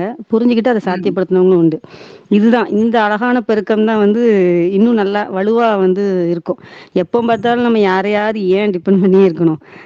நம்மளோட எங்க பிள்ளை எங்க சித்தி பேரு வீடு கிராமம். எங்க ம் பக்கத்துல பாத்தீங்கன்னா இந்த காட்டு வேலை செய்யற அக்கா எல்லாம் இருப்பாங்க. பார்த்தா மாசமா இருப்பாங்க. காலையில பார்த்தா தொட்டில்ல குழந்தை தூங்கும். என்னக்கா அப்படின்னு கேட்டா, என்னம்மா குழந்தை நானே பாத்துக்கிட்டேன் அப்படிம்பாங்க. கூட அம்மா, கணவர் யாருமே இருக்க மாட்டாங்க. அவங்களுக்கு அவங்களே எல்லாம் பாத்துக்குவாங்க. அந்த அளவுக்கு இது எல்லாருமே டக்குன்னு அந்த நிலைக்கு வரமாட்டாங்க. அது கண்டிப்பா அந்த பொறுமை இருக்கும்போது அந்த அ பக்குவம் வந்துரும்க்கா. நிச்சயமா. அவங்களுக்கு 2 குழந்தை ஏற்கனவே வீட்ல பொறந்திருக்குது. இந்த குழந்தைக்கோடைய அனுபவம் வந்து அவங்களுக்கு இன்னும் சிறப்பா இருக்கட்டும். அவங்களும் நம்மளோட இந்த கண்டிப்பா. கலந்துரையாடல்ல கூட சொல்லட்டும். என்னோட இருக்கிறவங்க அந்த நம்ம வந்து டிபென்சி ஆ, மனநிலையிலேருந்து சேவ் அந்த பண்ணுவோம் மேம். அது தனியா இருந்து குழந்தை பெத்துக்கிட்டதையும் பிரச்சனை. அவங்களும் நம்ம கூட பகிரட்டும். ஆக்கா. வாழ்த்துக்கள்மா, நன்றி. வாழ்த்துக்கள். சிறப்பா இருக்கும். சரிங்களா? ஆ, பிறப்பு சான்றிதழ் ஓகேங்க. பத்திலாம் நீங்க கவலைப்பட வேண்டிய அவசியமே இல்ல. நீங்க டெலகிராம்ல முதல் நாள்லேருந்து பதிவுகள் பார்த்தாலே உங்களுக்கு எல்லா விளக்கமும் அதுல இருக்குது. சரிங்களா? ஓகேங்க. நம்ம ஒரு மருத்துவத்துறைக்கு போகும்போது அவங்க ஒரு நம்பர் குடுக்காங்க. அவங்க பின்னாடி போகணுங்கிற அவசியம் இல்ல. எனக்கு அந்த மருத்துவமே வேண்டாங்கிறேன். ஆர்டிகிள் 21 நமக்கு அதுதானே சொல்லுது. எனக்கு ஆமாங்க. எது தேவையோ, எந்த மருத்துவம் தேவையோ நான் அத எடுத்துக்கிற உரிமை எனக்கு இருக்கு. அப்படிங்கிற பட்சத்துல அந்த பக்கம் போகணுங்கிற அவசியம் இல்ல. அது சார்ந்து வர்றவங்களுக்கு நீங்க வந்து இவ்வளோ பயப்படணுங்கிற அவசியம் இல்ல. மனுஷங்க தானே அவங்களும். இல்லையா? நம்ம ஆமா. பிள்ளைங்கலாம் பார்த்தீங்கன்னா, அவங்களுக்கெல்லாம் அவேர்னஸ் குடுத்துட்டு இருக்கிறாங்க. அப்புறம் வர்றவங்கலாம் ஃப்ரெண்ட் ஆயிடுறாங்க. என்னம்மா பண்றீங்க? நீங்க இவ்வளோ அழகா குழந்தைய பெத்துக்கிறீங்க. அப்படின்னு சொல்லிட்டு வர்றவங்கலாம் ஃப்ரெண்ட் ஆக்கிக்கிட்ட பிள்ளைங்கலாம் இருக்கிறாங்க நம்ம குழுவுல. சரிங்களா? அதனால ஓகேங்க. எதுக்கும் பயம் அப்படிங்கிற வார்த்தை மட்டும் அவசியம் இல்ல. அது பயம், பதட்டம் அப்படிங்கிறது இயல்பு பிள்ளை பேச்சுல வந்து தேவையில்லாத வார்த்தைகள். கடந்து வருவோம். சரிங்களா? வேற ஓகேங்க. யாருக்கு ஏதாவது கொஞ்சம் சந்தேகங்கள் இருக்குங்களா? கொஞ்சம் மூச்சு திணறல் வருதுங்க மேம். அதனால கொஞ்சம் பயமா இருந்தது. மூச்சு திணறல் இப்போ எனக்கு ஏற்கனவே வீசிங் இருந்துச்சுங்களா முன்னாடி. அது அதெல்லாம் நான் மாறும்மா. அதெல்லாம் மாறும். பிள்ளை பேறுங்கிறது அப்படித்தானே. நம்மளும் புதுசா தானே பொறக்குறோம். அதான் சொல்லல. நீங்க வந்து அந்த இயல்பு நிலைக்கு வாங்க. ஓகே. சகஜமா இருங்க. இயல்பான உங்களோட காரியங்கள் ஓய்வு தேவைப்படும் ஓய்வெடுங்க. நல்லா பசிக்கும்போது சாப்பிடுங்க. உங்களுக்கு வேலை செய்ய தோணும்போது வேலை செய்யுங்க. இந்த மாதிரி இயல்பு நிலைக்கு வாங்க. சரிங்களா? ஸ்ட்ரெஸ்ஸா மனசுல ஏத்திக்க வேண்டாம். ஓகேங்க. தேங்க்யூ. உடலின் மொழி புக் படிச்சிருக்கீங்களாக்கா? உடலின் மொழி புக் இன்னும் படிக்கலைங்களே. அத படிச்சு பாருங்க. உங்களுக்கு ரொம்ப வந்து பாசிட்டிவிட்டி கிடைக்கும். நல்லா இருக்கும் அந்த புக். உங்களுக்கு நிறைய விஷயங்கள் உங்களுக்கு புரிய வரும். அக்கா அது சொன்ன மாதிரி அது பசிச்சா சாப்பிடுங்க. எத்தனை வாட்டி ஃபஸ்ல் ரஹ்மான் பசிச்சாலும் நீங்க ஐயாவோட சாப்பிடலாம். ஃபஸ்ல் ரஹ்மான் ஐயாவோட அந்த பெண்களை உங்களுக்காக புக் இருக்கலாமா? அதோட சாரம் தான் இந்த புக். அது கொஞ்சம் பெருசா இருக்கும். அது கொஞ்சம் குட்டியா இருக்கும். ஆழ்ந்து பார்த்தீங்கன்னா அதுலேருந்து எடுத்த விஷயங்கள் தான் இந்த புக்ல இருக்கும். சரிங்களா? நீங்க ஆமா. அதை தெளிவா வாசிச்சீங்கன்னா கூட போதும். ஓகேங்க. ஓகேங்க. Thank you ma'am. நல்லதுங்க. வேற யாருக்காவது கேள்விகள் இருக்குங்களா? ஒரு சந்தேகம் ஒண்ணு அன்பண்ணா கிட்ட கேட்கணும்க்கா. இப்போ சகோதரி அர்ச்சனா சகோதரி சொன்னாங்க, இந்த மாதிரி பிறப்பு பதிவில்லா சான்று தான் கொடுக்குறாங்க அப்படின்ட்டு. சகோ வணக்கம். என்னோட ஒரு நிமிஷம் சகோதரர், ஒரு நிமிஷம் கேள்வி இது கேட்கறேன். 2 மாசம் அந்த மாதிரி மாசமா இருக்காங்க. அவங்களுக்கு வந்துட்டு இடுப்பு வலி இருக்கு, ரொம்ப அதிகமா இருக்குது. அப்புறம் கேக்குதுங்களா நான் பேசுறது? சகோதரர் வணக்கம். கொஞ்சம் நான் ஒரே ஒரு சந்தேகம், ஃபர்ஸ்ட் இதை பேசிடலாம். நீங்க அப்புறம் நீங்க சகோதரி கிட்ட தனியா பேசுங்க. சகோ 2 கேக்குதுங்களா? மாசம் பிரெக்னென்ட் இருக்காங்கன்னா முதல்ல நீங்க பேசுறது கேக்குது. மணி சகோதரர் ஒருத்தர் பேசுறீங்க கேக்குது. அதை பத்தி நீங்க ஃபர்ஸ்ட் இடைவெளிங்க சூத்திரத்துவம் புக்கு வாங்கி படிக்க சொல்லுவாங்க மனைவியை ஃபர்ஸ்ட். சரிங்களா? 2 மாசம் தான்றதால அன்பான ஒரு சந்தேகம். இப்போ பிறப்பு பதிவில்லா சான்றிதழ்னு சொல்றாங்களே, பதிவில் எப்படி பதிவு பண்ணாலும் சான்றிதழ் தர முடியும்? இவங்களே பிரிண்ட் பண்ணி தருவாங்களா? ஏன்னா ஒவ்வொருத்தருக்கும் பதிவு செய்யணுன்றது தானே. இது மக்கள் தொகை கணக்கெடுப்புக்காக ஒவ்வொருத்தருக்கும் பதிவு செய்யணும், அதுதான் ரூல்ஸ். இப்போ பதிவில்லா அண்ணா சான்றிதழ்னு ஒரு சொல்றது இவங்க ஏமாத்தத்துல சொல்றதுங்களா? இல்லண்ணா. இது என்னன்னா 5 வருஷத்துக்கான பிறப்பு பதிவில்லா சான்றிதழ். அதாவது நான் டிலே பண்ணனால இப்ப 2021ல பிறந்திருக்கா. இப்ப 25 ஆயிடுச்சு. இவ்வளவு நாளா நான் பிறப்பு பதிவு பண்ணல அப்படின்னு சொல்லிட்டு அந்த 5 வருஷத்துக்குள்ள சான்றிதழ ஆர்டிஓ கோர்ட்ல கொடுத்துட்டு ஆர்டிஓ கோர்ட்ல இருந்து எனக்கு வந்து பாப்பாக்கு பர்த் சர்டிபிகேட் இஷ்யூ பண்ணுவாங்க. அதாவது இப்ப இங்க என்னன்னு கேட்டீங்கன்னா 21 நாளைக்குள்ள எழுத்துப்பூர்வமா நம்ம சொல்ற நம்ம அந்த டெக்னாலஜி கார்டு ஒப்புகை சீட்டு இது இருக்குது அப்படின்னா கவலைப்பட தேவையில்லை. ஏன்னா நம்ம பக்கம் தப்பு இல்லை. ஆமா ஆமா அதுக்கு மேல இப்ப ஒரு வருஷம் வரையும் சொல்லிக்கலாம். ஒரு வருஷம் வரையும் சொன்னா ஒரு 200 இருந்து 500 வரையும் ஒரு லேட் ஃபைன் கட்டிட்டு பண்ணலாம். ரொம்ப நாள் வரையும் சொல்லல அப்படின்னு சொன்னா அதுக்கு சில ப்ரொசீஜர் இருக்கு. அவ்வளவுதான். இது ஒரு சிம்பிளான விஷயம் தான். பெரிய இது என்ன, ஆக்ஸ்போர்ட் யூனிவர்சிட்டியில படிச்சு வாங்கின சர்டிஃபிகேட்டா பர்த் சர்டிஃபிகேட் அதெல்லாம் ஒரு விஷயம் இல்லைங்க. அது பண்ணிக்கலாம். 21 நாளைக்குள்ள நீங்க சொன்னாலே போதுமான பெரிய ரொம்ப இது பெருசா எல்லாம் ஒரு பேப்பர் தானே. நான் டிலே பண்ணனாலதான் இவ்வளவு ப்ராப்ளம். டிலே பர்த் பண்ணனால சர்டிஃபிகேட்லாம் ஒரு மட்டும்தான் இவ்வளவு பெருசு இல்லைங்க. அது டிலே பண்ணதுனால அதை நீங்க கொஞ்சம் எஃபர்ட் எடுத்து வாங்குறீங்க, அவ்வளவுதான் விஷயம். நீங்க டிலே பண்ணாம 21 நாளைக்குள்ள இப்போ நம்ம குழுவில் ஏகப்பட்டவர் வாங்கியிருக்காங்க. 21 நாளைக்குள்ள அவங்க வந்து லெட்டர் எழுதி அனுப்பிவிட்டு வாங்குவாங்க. அதுக்கு காரணம் சொல்ல முடியாது. ஏன்னா இவங்க டிலே பண்ணிட்டாங்க, இவங்க வீட்டில் குழந்தை பத்துக்கிட்டாங்க, அதனால தர முடியாது அப்படின்னு எந்த காரணமும் சொல்ல முடியாது. ஏன்னா அது அரசமைப்பு சட்டத்தில் இல்லை, ஜனநாயகத்தில் அப்படி சொல்ல முடியாது. அப்போ நீங்க 21 நாளைக்குள்ள சொல்லுங்க, எளிதாக வாங்கிடலாம். ஒரு வருஷம் வரையும் சொன்னீங்கன்னா ஒரு 200 500 லேட் ஃபைன் கட்டி வாங்கிக்கலாம். ஒரு பெருசு இல்ல. இப்ப 5 வருஷம் ஆச்சு அதனால பெரிய அது ஒரு கொலை குற்றமானா அதுவும் கிடையாது. 5 வருஷம் கழிச்சு அதுக்கு ஒரு சில சௌகரியம் சொன்ன மாதிரி ஆடியோ கோர்ட்ல போட்டு, ஆடியோ கோர்ட்டுங்கிறது இந்த உள்ளே இருக்கும் இல்லையா கலெக்டர் ஆஃபீஸ்லயே, அந்த மாதிரி ஆமா சில இடத்துல ஆமாடா. தனியா இருக்கும். அது ஆமா அதுல போட்டு ஈஸியா வாங்கிக்கலாம். இதெல்லாம் ஒரு பெருசு கிடையாதுக்கா. எல்லா பேப்பருமே கழுத வாயில கொடுத்தா அது தின்றுங்க, அவ்வளவுதான். நீங்க நம்ம மக்கள் மனிதர்கள் தான் பெருசா நினைச்சு வேற ஒன்றும் சிம்பிளா அணுகுங்க. வேற கிரிதரச ஒரு வேற அதுதான் எதுவும் இப்போ சண்டை இருக்கா? பதிவில்லா சான்றிதழ் சொல்றாங்களே, அது பதிவு பண்ணாம எப்படி தருவாங்க? அது ஏமாற்றுதல் தான் நம்ம சொல்றது அப்படின்றதான் கேள்வி. இல்ல பதிவில்லா சான்றிதழ் 21 சொல்றாங்கல்ல. நாளுக்குள்ள சொல்லிட்டீங்கன்னா ஒரு வருஷம் ஒரு இதுன்னா பதிவில்லா சான்றிதழ் அப்படிலாம் கிடையாது. கொடுத்தா ஆகணும். ம் ம் பதிவில்லா சான்றிதழ் பதிவு இல்லாம எப்படி ஒரு நம்பர் போட்டு ஓகேனாலே பதிவு தானே. அதே ஒரு ஆமா. அடையாளம் தானே. நீங்க நான் என்ன சொல்லிருக்கீங்க சொன்னேன் ம் என்ன அப்படின்னு என்ன சொல்லிட்டு சொல்ல சொல்லியிருந்தாங்க அப்படின்னா, வெளியூர்ல இருந்தோம். குழந்தை பிறந்த உடனே நாங்க வெளியூர் போயிட்டோம். அதனால வந்து எங்களுக்கு பிறப்பு அது பதிவு பண்ண வந்து முடியல அவங்க அப்படின்னு சொல்லி. பணிக்காக. அது அது அவங்க பணி நிமித்தம் காரணமா ஆமா அவங்க ஒரு காரணம் ஆமா சொல்லணும்ல. அதுக்காக ஆமா. அதுக்காக அதுக்காக வேற ஒண்ணும் அவங்க கிடையாது. அப்படி எழுதிக்கிட்டாங்க. எழுதிட்டு அந்த தகவல என்ட்டயும் சொல்லிட்டாங்க. ஏம்மா நான் இப்படிதான் எழுதியிருக்கேன். நீங்க வெளியூர் போயிட்டீங்க. அதனால நீங்க பிறப்பு பதிவு பண்ணல. இப்பதான் வெளியூர்ல இருந்து திருப்பி ரிட்டர்ன் வந்திருக்கோம். அப்படின்னு சொல்லி நான் எழுதியிருக்கேன் அப்படின்னு சொல்லிட்டு உள்ள இருந்து ஆபீஸ்லயே எனக்கு இந்த தகவல சொன்னாங்க. அது சொல்லாங்க இந்திய அரசமைப்பு சாசனம் 5A கோட்பாடு சகோதரி அழகா சொன்னாங்க பாருங்க. இந்தியாவில் பிறந்த ஒவ்வொரு இந்தியாவில் தாயோ தந்தையோ யாரோ ஒருத்தர் இந்தியாவில் பிறந்திருந்தாலும் இந்திய மண்ணில் ஒரு குழந்தை பிறந்திருந்தாலும் அது இந்திய குடிமகன் தான். இதுவே பிறப்பு சான்றிதழ் தான். அதுக்கப்புறம் நம்ம வந்து ஒரு மக்கள் தொகை கணக்கு எடுப்புக்காக அதை மூவ் பண்ணி வாங்கி வச்சுக்கிறோம். ஒரு ரொம்ப ஒரு சிம்பிளா அணுகுங்க. அவ்வளவுதான். இப்ப ஃபாரின்ல இருந்து குழந்தைய பத்தி தூக்கிட்டு வந்தா பிளைட் அந்த இதெல்லாம் வந்து அதுவே ஒரு ஆவணம் ஆயிரும்ல. இப்ப இந்தியாவுல பிறந்த வேண்டாங்க இதுல கொடுக்க முடியாதுன்னு சொல்லவே முடியாது. அதனால இதெல்லாம் சிம்பிளான விஷயம். என்னை பொறுத்தளவுக்கு இப்ப இந்த சகோதரி கேட்டாங்களா பிக்ஸ் நம்பர் வாங்கணுமா, நீங்க சிரமங்களை தவிர்க்கணும். அதாவது நீங்க இப்ப உள்ள சூழல்ல குழந்தை பெற்ற முன்னாடி வந்து என்கிட்ட என்கொயரி வராங்க அப்படின்னு சொல்றாங்க. இன்னும் நம்ம பல சகோதரிகள் வந்து குழந்தை கருவுற்றப்பய இந்த பக்கத்துல இருந்து இந்த விஹெச்என் வீணா போன ஹெல்த் நர்ஸ் விஹெச்என் இருக்காங்க இல்லையா, அவங்க எல்லாம் வந்து கேள்விப்பட்டு சம்பளத்துக்காக வேலை பார்க்குற நர்சஸ், பொது சேவை இல்லாம வாங்குற சம்பளத்துக்காகவே வேலை பார்க்குற அந்த நர்ஸ் வீணா போன ஹெல்த் நர்ஸ் இருக்காங்க இல்லையா, அவங்க எல்லாம் வந்து ஒரு டார்ச்சர் கொடுக்குறப்ப என்ன செய்வாங்கன்னா நான் வீட்டுல தான் குழந்தை பார்த்துக்கிறேன் எழுதியே கொடுத்துருவாங்க. அப்ப அதுவே ஒரு ரெஜிஸ்ட்ரேஷன் தான். அது சில சௌகரியங்கள் வேணும்னே எழுதி போட்டுருவாங்க. நான் வீட்டுல தாங்க உட்காந்து வந்துருவேன், நீ வந்து தொந்தரவு பண்ணாங்க அப்படின்னு சொல்லிட்டு. அதுக்கப்புறம் வருவாங்கன்னா அந்த கவுன்சிலிங் கொடுக்குறேன் அது கொடுக்குறேன் இது கொடுக்குறேன்னு வருவாங்க. கவுன்சிலிங் வந்து யாருக்கு கொடுக்கணும் அப்படிங்கிற ஒரு கணக்கு இருக்கு. வீட்டுல குழந்தை பத்துக்கிறவங்க கவுன்சிலிங் கொடுக்க அவசியம் கிடையாது. அவங்களுக்கு விஷயம் தெரிஞ்சுதான் வீட்டுல குழந்தை பத்துக்கிற போறாங்க. அவங்களுக்கு என்ன கவுன்சிலிங் கொடுப்பீங்க? ஆங்கில மருத்துவ மாத்திரால எந்த தவறும் நடக்காது, அது வந்து கடவுள் அனுப்பி விட்ட ஆயுதங்கள் தடுப்பூசி எல்லாம், அதை போட்ட உடனே உங்களுக்கு மரணங்களா பெருல இருந்து எல்லாருமே அடைஞ்சிருங்க அப்படிங்கிறதுக்கு அப்படி கவுன்சிலிங் இருக்குமா? அது அந்த கவுன்சிலிங்லாம் இருக்காது. அதாயிரம் இதாயிரம் அப்படின்னு சொல்லி பயமுறுத்தி மன உளைச்சல் ஆகுறதுக்கு பேர் கவுன்சிலிங் கிடையாது. அது வந்து மிரட்டுறது, ஒரு மனசளவுல பீதி ஏற்படுத்துறது, அது பேர் கவுன்சிலிங் கிடையாது. அதனால நீங்க இதெல்லாம் புரிஞ்சுக்குங்க. நீங்க வந்து பேராளம் போறப்பயே ஒவ்வொரு பெண்ணுமே நான் வீட்டுல தான் பெருக்கிற போறேன் மிக தைரியமான பெண்கள் அப்படி அனுப்பிச்சு விடலாம். அப்புறம் வந்து வர்றவங்கள நீங்க கேள்விகள் கேட்கலாம், எதுக்கு வாங்கணும், நானு வாங்கினால என்ன யூஸ், என்ன எல்லாருமே நீங்க நல்லா பாத்துக்குவீங்களா, நீங்க காப்பாத்தி விட்டுருவீங்களா அப்படின்னா நீங்க வர்றவங்கிட்ட கேள்வி கேட்கலாம், மிரட்டி விடலாம். ரொம்ப தொந்தரவு பண்ணா வீட்டுக்குள்ள வச்சு கதை பூட்டிக்கலாம்.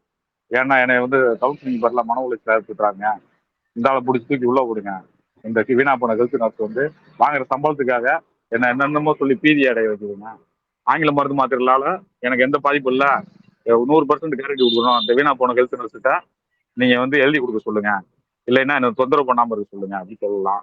இது எல்லாமே நீங்க பேசுங்க. நீங்க யோசிச்சு பேசுங்க. ஒரு குழந்தை பல குழந்தைகளை பெற்றுக்கொள்ளக்கூடிய அறிவார்ந்த குழந்தைகளை பெற்றுக்கக்கூடிய உடம்பு வந்து உங்களுடைய உடம்பு. அப்ப உங்களுக்கு எவ்வளவு அறிவு இருக்கும், எவ்வளவு தைரியமான ஆள் நீங்க அந்த விஷயங்களை வந்து எளிதா சமாளிச்சிடலாம்.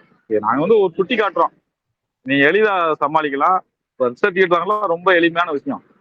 அது ஒன்றும் அவ்வளவு பெரிய கம்பசூத்திரம்லாம் இல்லை. அதனால இதெல்லாம் பாருங்க, நல்லா தைரியமா பேசுங்க. மரபுனாலே தைரியம், நல்லா பேசுங்க. ஆனா பயமுறுத்துவாங்க அண்ணா அப்படின்னு சொல்லும்போது சொல்லுங்க. அக்கா, நம்ம குரூப்லயே ஒரு சகோதரிக்கு குழந்தை பிறந்தோன்னா அவங்க 21 நாள்லயே எழுதி போட்டிருக்காங்க. ஆனா வந்துட்டு அவங்ககிட்ட கேட்டாங்களாம், இந்த குழந்தை உங்களோட குழந்தை தான், நாங்க எப்படி நம்புறது, நீங்க டிஎன்ஏ டெஸ்ட் எடுத்துட்டு வாங்க, நான் சர்டிபிகேட் கொடுக்குறேன் அப்படின்னு அப்படியெல்லாம் சொல்லி பர்த் சொன்னாங்களாம். ரிஜிஸ்ட்ரேஷன் ஆக்ட்ல அந்த மாதிரிலாம் எதுவும் இல்லையா? பர்த் அந்த மாதிரி ரெஜிஸ்ட்ரேஷன் ஆக்ட்ல அந்த அந்த மாதிரி மாதிரி கேட்டவங்க டிஎன்ஏ கிட்ட டெஸ்ட் எல்லாம் கிடையாது. அதாவது பர்த் ரெஜிஸ்ட்ரேஷன் ஆக்ட் என்ன சொல்லுதுன்னா 21 நாளைக்குள்ள சொல்லணும், அவ்வளவுதான் சொல்லுது. நீங்க உங்க குழந்தை தானா அப்படின்னா 2 லிவிங் எவிடன்ஸ், அதாவது உயிருள்ள சாட்சிகள் 2 பேர்த்த கையெழுத்து வாங்கி கொடுக்குறீங்க. நம்ம 3 ஃபார்ம் வந்து ரெஃபர் பண்ணுவோம் பாருங்க. உயிருள்ள சாட்சிகள்கிட்ட நீங்க கையெழுத்து வாங்கி கொடுக்கறதே போதுமானது. ஏன்னா அவன் நான் பார்த்திருக்கேன், நான் பார்த்திருக்கேன் அப்படின்னு சொல்ற உயிருள்ள சாட்சிகளை விட வேற என்ன சாட்சி வேணும்? டிஎன்ஏ டெஸ்ட் கேட்கறதுலாம் இதுல இல்லையே. பிறப்பு இதெல்லாம் அதுலயே அந்த பதிவு சட்டத்துல டிஎன்ஏ டெஸ்ட் கேட்கணும், வீட்டுல குழந்தை பிறந்தா டிஎன்ஏ டெஸ்ட் கேட்கணும், எது வார்த்தை இருக்கா என்ன? முட்டா இல்ல பயில்களுக்கு பிறந்த முட்டா பயில்கள் இருப்பாங்க. என்கிட்டயுமே ஒருத்தங்க கேட்டாங்க, ஒரு வக்கீல் என்கிட்ட கேட்டாங்க, இது அடாப்டட் சைல்டு அப்படின்னு சொல்லிட்டு. நான் சொன்னேன், இது அடாப்டட் சைல்டு எல்லாம் கிடையாது. அதுவும் இல்லாம அந்த டீட்டெயில்ஸ் எல்லாம் நீங்க ஏன் கேக்குறீங்க? அடாப்ட் பண்ணி எடுக்க வேண்டிய அவசியம்னு எங்களுக்கு கிடையாது. என்ன வார்த்தை பேசுறீங்க சகோதரி, அப்படின்னு சொல்லி. நீங்க வீட்டுல குழந்தை பிறந்துச்சுன்னு சொல்லி 21 நாளைக்குள்ள போடுறாங்களே, அது ஒரு ஒரு ஒரு நம்ம விஷயத்தாவல தெரிவிச்சிடும். அது போக நம்ம 2 பேர்த்த கையெழுத்து வாங்கி கொடுக்குறோம், லிவிங் எவிடன்ஸ். இந்திய சாட்சிய சட்டப்படி லிவிங் எவிடன்ஸ் 2 பேர் அது நம்ம நம்ம கொடுக்குறோம். அதுவே அபிடவிட், அதுவே போதுமானதுதான். சரிங்களா? அதுக்கப்புறம் வந்து டிஎன்ஏ டெஸ்ட் தான். அப்புறம் நீங்க அவனை கேட்க வேண்டியதுதான், நீ உங்க அப்பாவுக்கு தான் பிறந்தேன்னு டிஎன்ஏ டெஸ்ட் வச்சிருக்கியா, எடுத்து காமி அப்படின்னு கேட்க வேண்டியதுதான். அது அப்படியெல்லாம் இல்ல. வீட்டுல குழந்தை பிறந்தா டிஎன்ஏ டெஸ்ட் காமிக்கணும்னு சொல்லி ஏதாவது வார்த்தை இருக்கா? லீகலா ஏதாவது வார்த்தை இருக்கா? ஏதாவது காமிங்க பாப்பா. எனக்கு வீட்டுல குழந்தை அண்ணா பிறந்தா டிஎன்ஏ டெஸ்ட் 2 லிவிங் எவிடன்ஸ்னா யார்கிட்ட நான் வாங்கி கொடுக்கணும்? எவனோ உயிரோட பக்கத்துல இருக்க யார் 2 பேர்த்து சாட்சிகள்? இப்ப வாங்குங்க, எனக்கும் வந்துட்டு பார்த்த வெட்ட வாங்க. இப்ப அதாவது எனக்கும் வந்துட்டு பக்கத்து பக்கத்துல வீட்லயே 2 பேர் இருக்கவங்க. சாட்சி போட்டிருக்காங்க. ஆமா, பக்கத்து வீட்ல இருந்து எனக்கும் எங்க பாப்பாவுக்கும் வந்து இப்ப ஆர்டிஓ கோர்ட்ல சப்மிட் பண்ணதுல வந்து 2 சாட்சிகள் போட்டிருக்காங்க. பக்கத்து வீட்ல இருந்து 2 பேர் போட்டிருக்காங்க. அவங்க அவ்வளவுதான். பேரு உயிருள்ள சாட்சிகளை தவிர வேற எந்த சாட்சியுமே பெருசு கிடையாது. அதனால வந்து இப்ப நீங்க 5 வருஷம் கழிச்சு வாங்குறப்ப உயிரில சாட்சி லிவிங் எவிடன்ஸ் நீங்க வாங்கி தர்றீங்க. நம்ம எப்பயுமே வழக்கமாவே அதை கொடுத்துறோம். அதுக்கப்புறம் டிஎன்ஏ டெஸ்ட் கட்டினா அவங்க அப்பனுக்கு பிறந்திருக்க மாட்டான் அப்படின்னு நம்ம ஒரு முடிவு எடுத்து அவன் டிஎன்ஏ டெஸ்ட் கேட்க வேண்டியதான். அப்படி பாருங்க. நீங்க திருப்பி அவங்க கிட்ட கொஸ்டின் கேட்டீங்க அப்படின்னா இந்த மாதிரி கேள்விகள் உங்ககிட்ட கேட்க மாட்டாங்க அக்கா, கன்ஃபார்மா. நீங்க யாரு சார், உங்களுடைய ஐடி கார்டு கேளுங்க, உங்களுக்கு டிஎன்ஏ டெஸ்ட் வேணும் அப்படின்னா எனக்கு ஒரு ரிட்டர்ன்ல கொடுங்க அப்படின்னு கேளுங்க, அப்படியே ஓடி போயிருவாங்க. இல்ல டிஎன்ஏ டெஸ்ட் வேணா ரிட்டர்ன்ல கேளுங்கலாம் சொல்லாதீங்க. ஏன்னா வீட்டுல குழந்தை பிறந்தா டிஎன்ஏ டெஸ்ட் கேட்கணும் எந்த விதமான லீகலான வேர்ட்ஸும் இல்ல. கரெக்ட் தான். ஆமா, நம்ம அவ்வளவுதான். அவங்களுக்கு நீங்க பதில் சொல்ல வேண்டிய வீட்டுல குழந்தை அவசியமே இல்ல. பிறந்தா, சொன்ன மாதிரி ஆமா வீட்டுல குழந்தை பிறந்தா டிஎன்ஏ டெஸ்ட் இருக்குன்னு சட்ட விதிகள் இருக்கா, எனக்கு காமின்னு கேளுங்க. கரெக்ட். சரிங்களா? இவங்க இஷ்டத்துக்கு வாய்க்கு வரதெல்லாம் பேசுறதுக்குலாம் இல்ல. கருவாட்டு குழம்பு நீங்க வச்சு கொடுத்தாதான் நான் பர்த் சர்டிஃபிகேட் தருவேன் அப்படிங்கிற மாதிரி இது. அப்படியெல்லாம் நீங்க அவங்கள இது பண்ணாங்க, நீங்க அவங்கள துவம்சம் பண்ணுங்க. சரிங்களா? ஓகேண்ணா. நீங்க கொஞ்சம் தேங்க்ஸ்க்கா, நாகரிகமான தேங்க்ஸ்ண்ணா. ஆட்களா இருந்தா கொஞ்சம் டீசெண்டா பேசுவீங்கன்னா அப்படி பேசுங்க. இல்ல என்ன மாதிரி தான் பேசணும் அப்படின்னா அந்த வார்த்தையில கையாளுங்க. அது உங்களுடைய உங்களுடைய இதை பொறுத்து, தைரியத்தையும் உங்களுடைய பேச்சு தன்மையும் பொறுத்து.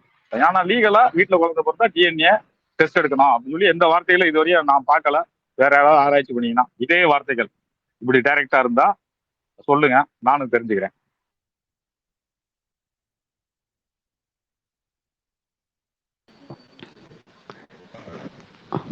சகோதரி எல்லாருக்கும் தெளிவா இருக்கும்னு நினைக்கிறேன். நேரம் ஆச்சு நமக்கு. வேற ஏதாவது சந்தேகங்கள் இருந்தா குழுவில் கேட்டுக்கலாமா? இனி அர்ச்சனா வந்து அவங்களுக்கு டைம் இருக்கும்போது நிச்சயமா நம்மளோட பகிர்ந்துப்பாங்க. தொடர்ந்து அர்ச்சனா வந்து பார்க்கும்போதெல்லாம் யார் கேள்வி கேட்டிருந்தாலும் பதில் கொடுக்குறாங்க. அர்ச்சனா அமல் சகோதரிக்கு வாழ்த்துக்கள். நானும் இன்னைக்கு உங்க இதுல இருந்து நிறைய தெரிஞ்சுக்கிட்டேன். இன்னொன்னு நிறைய கேள்விகள் வருவாங்க உங்களுக்கு. உங்க அனுபவத்துக்கு நிறைய ஏகப்பட்ட கேள்விகள் பாருங்க. அப்ப உங்க அனுபவங்கள் எல்லாரும் நல்லா கவனிச்சிருக்காங்க, கேட்டிருக்காங்க. ஒரு விஷயத்த புரிஞ்சுக்கிட்டாதான் சந்தேகமே கேட்க முடியும்.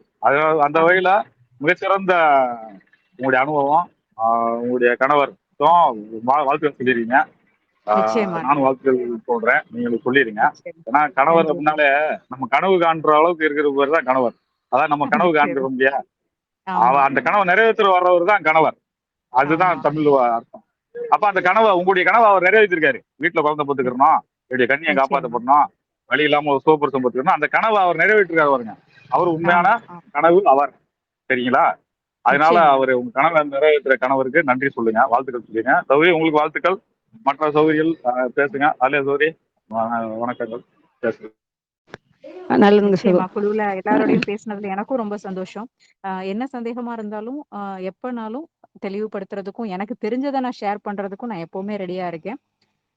இந்த வாய்ப்பை கொடுத்த டீம் ஆர்லியாருல் அக்கா ஆகட்டும், கிரிதரன் அண்ணா ஆகட்டும், இப்ப பேசின அண்ணா ஆகட்டும், எல்லாருக்குமே வந்து ரொம்ப நன்றி.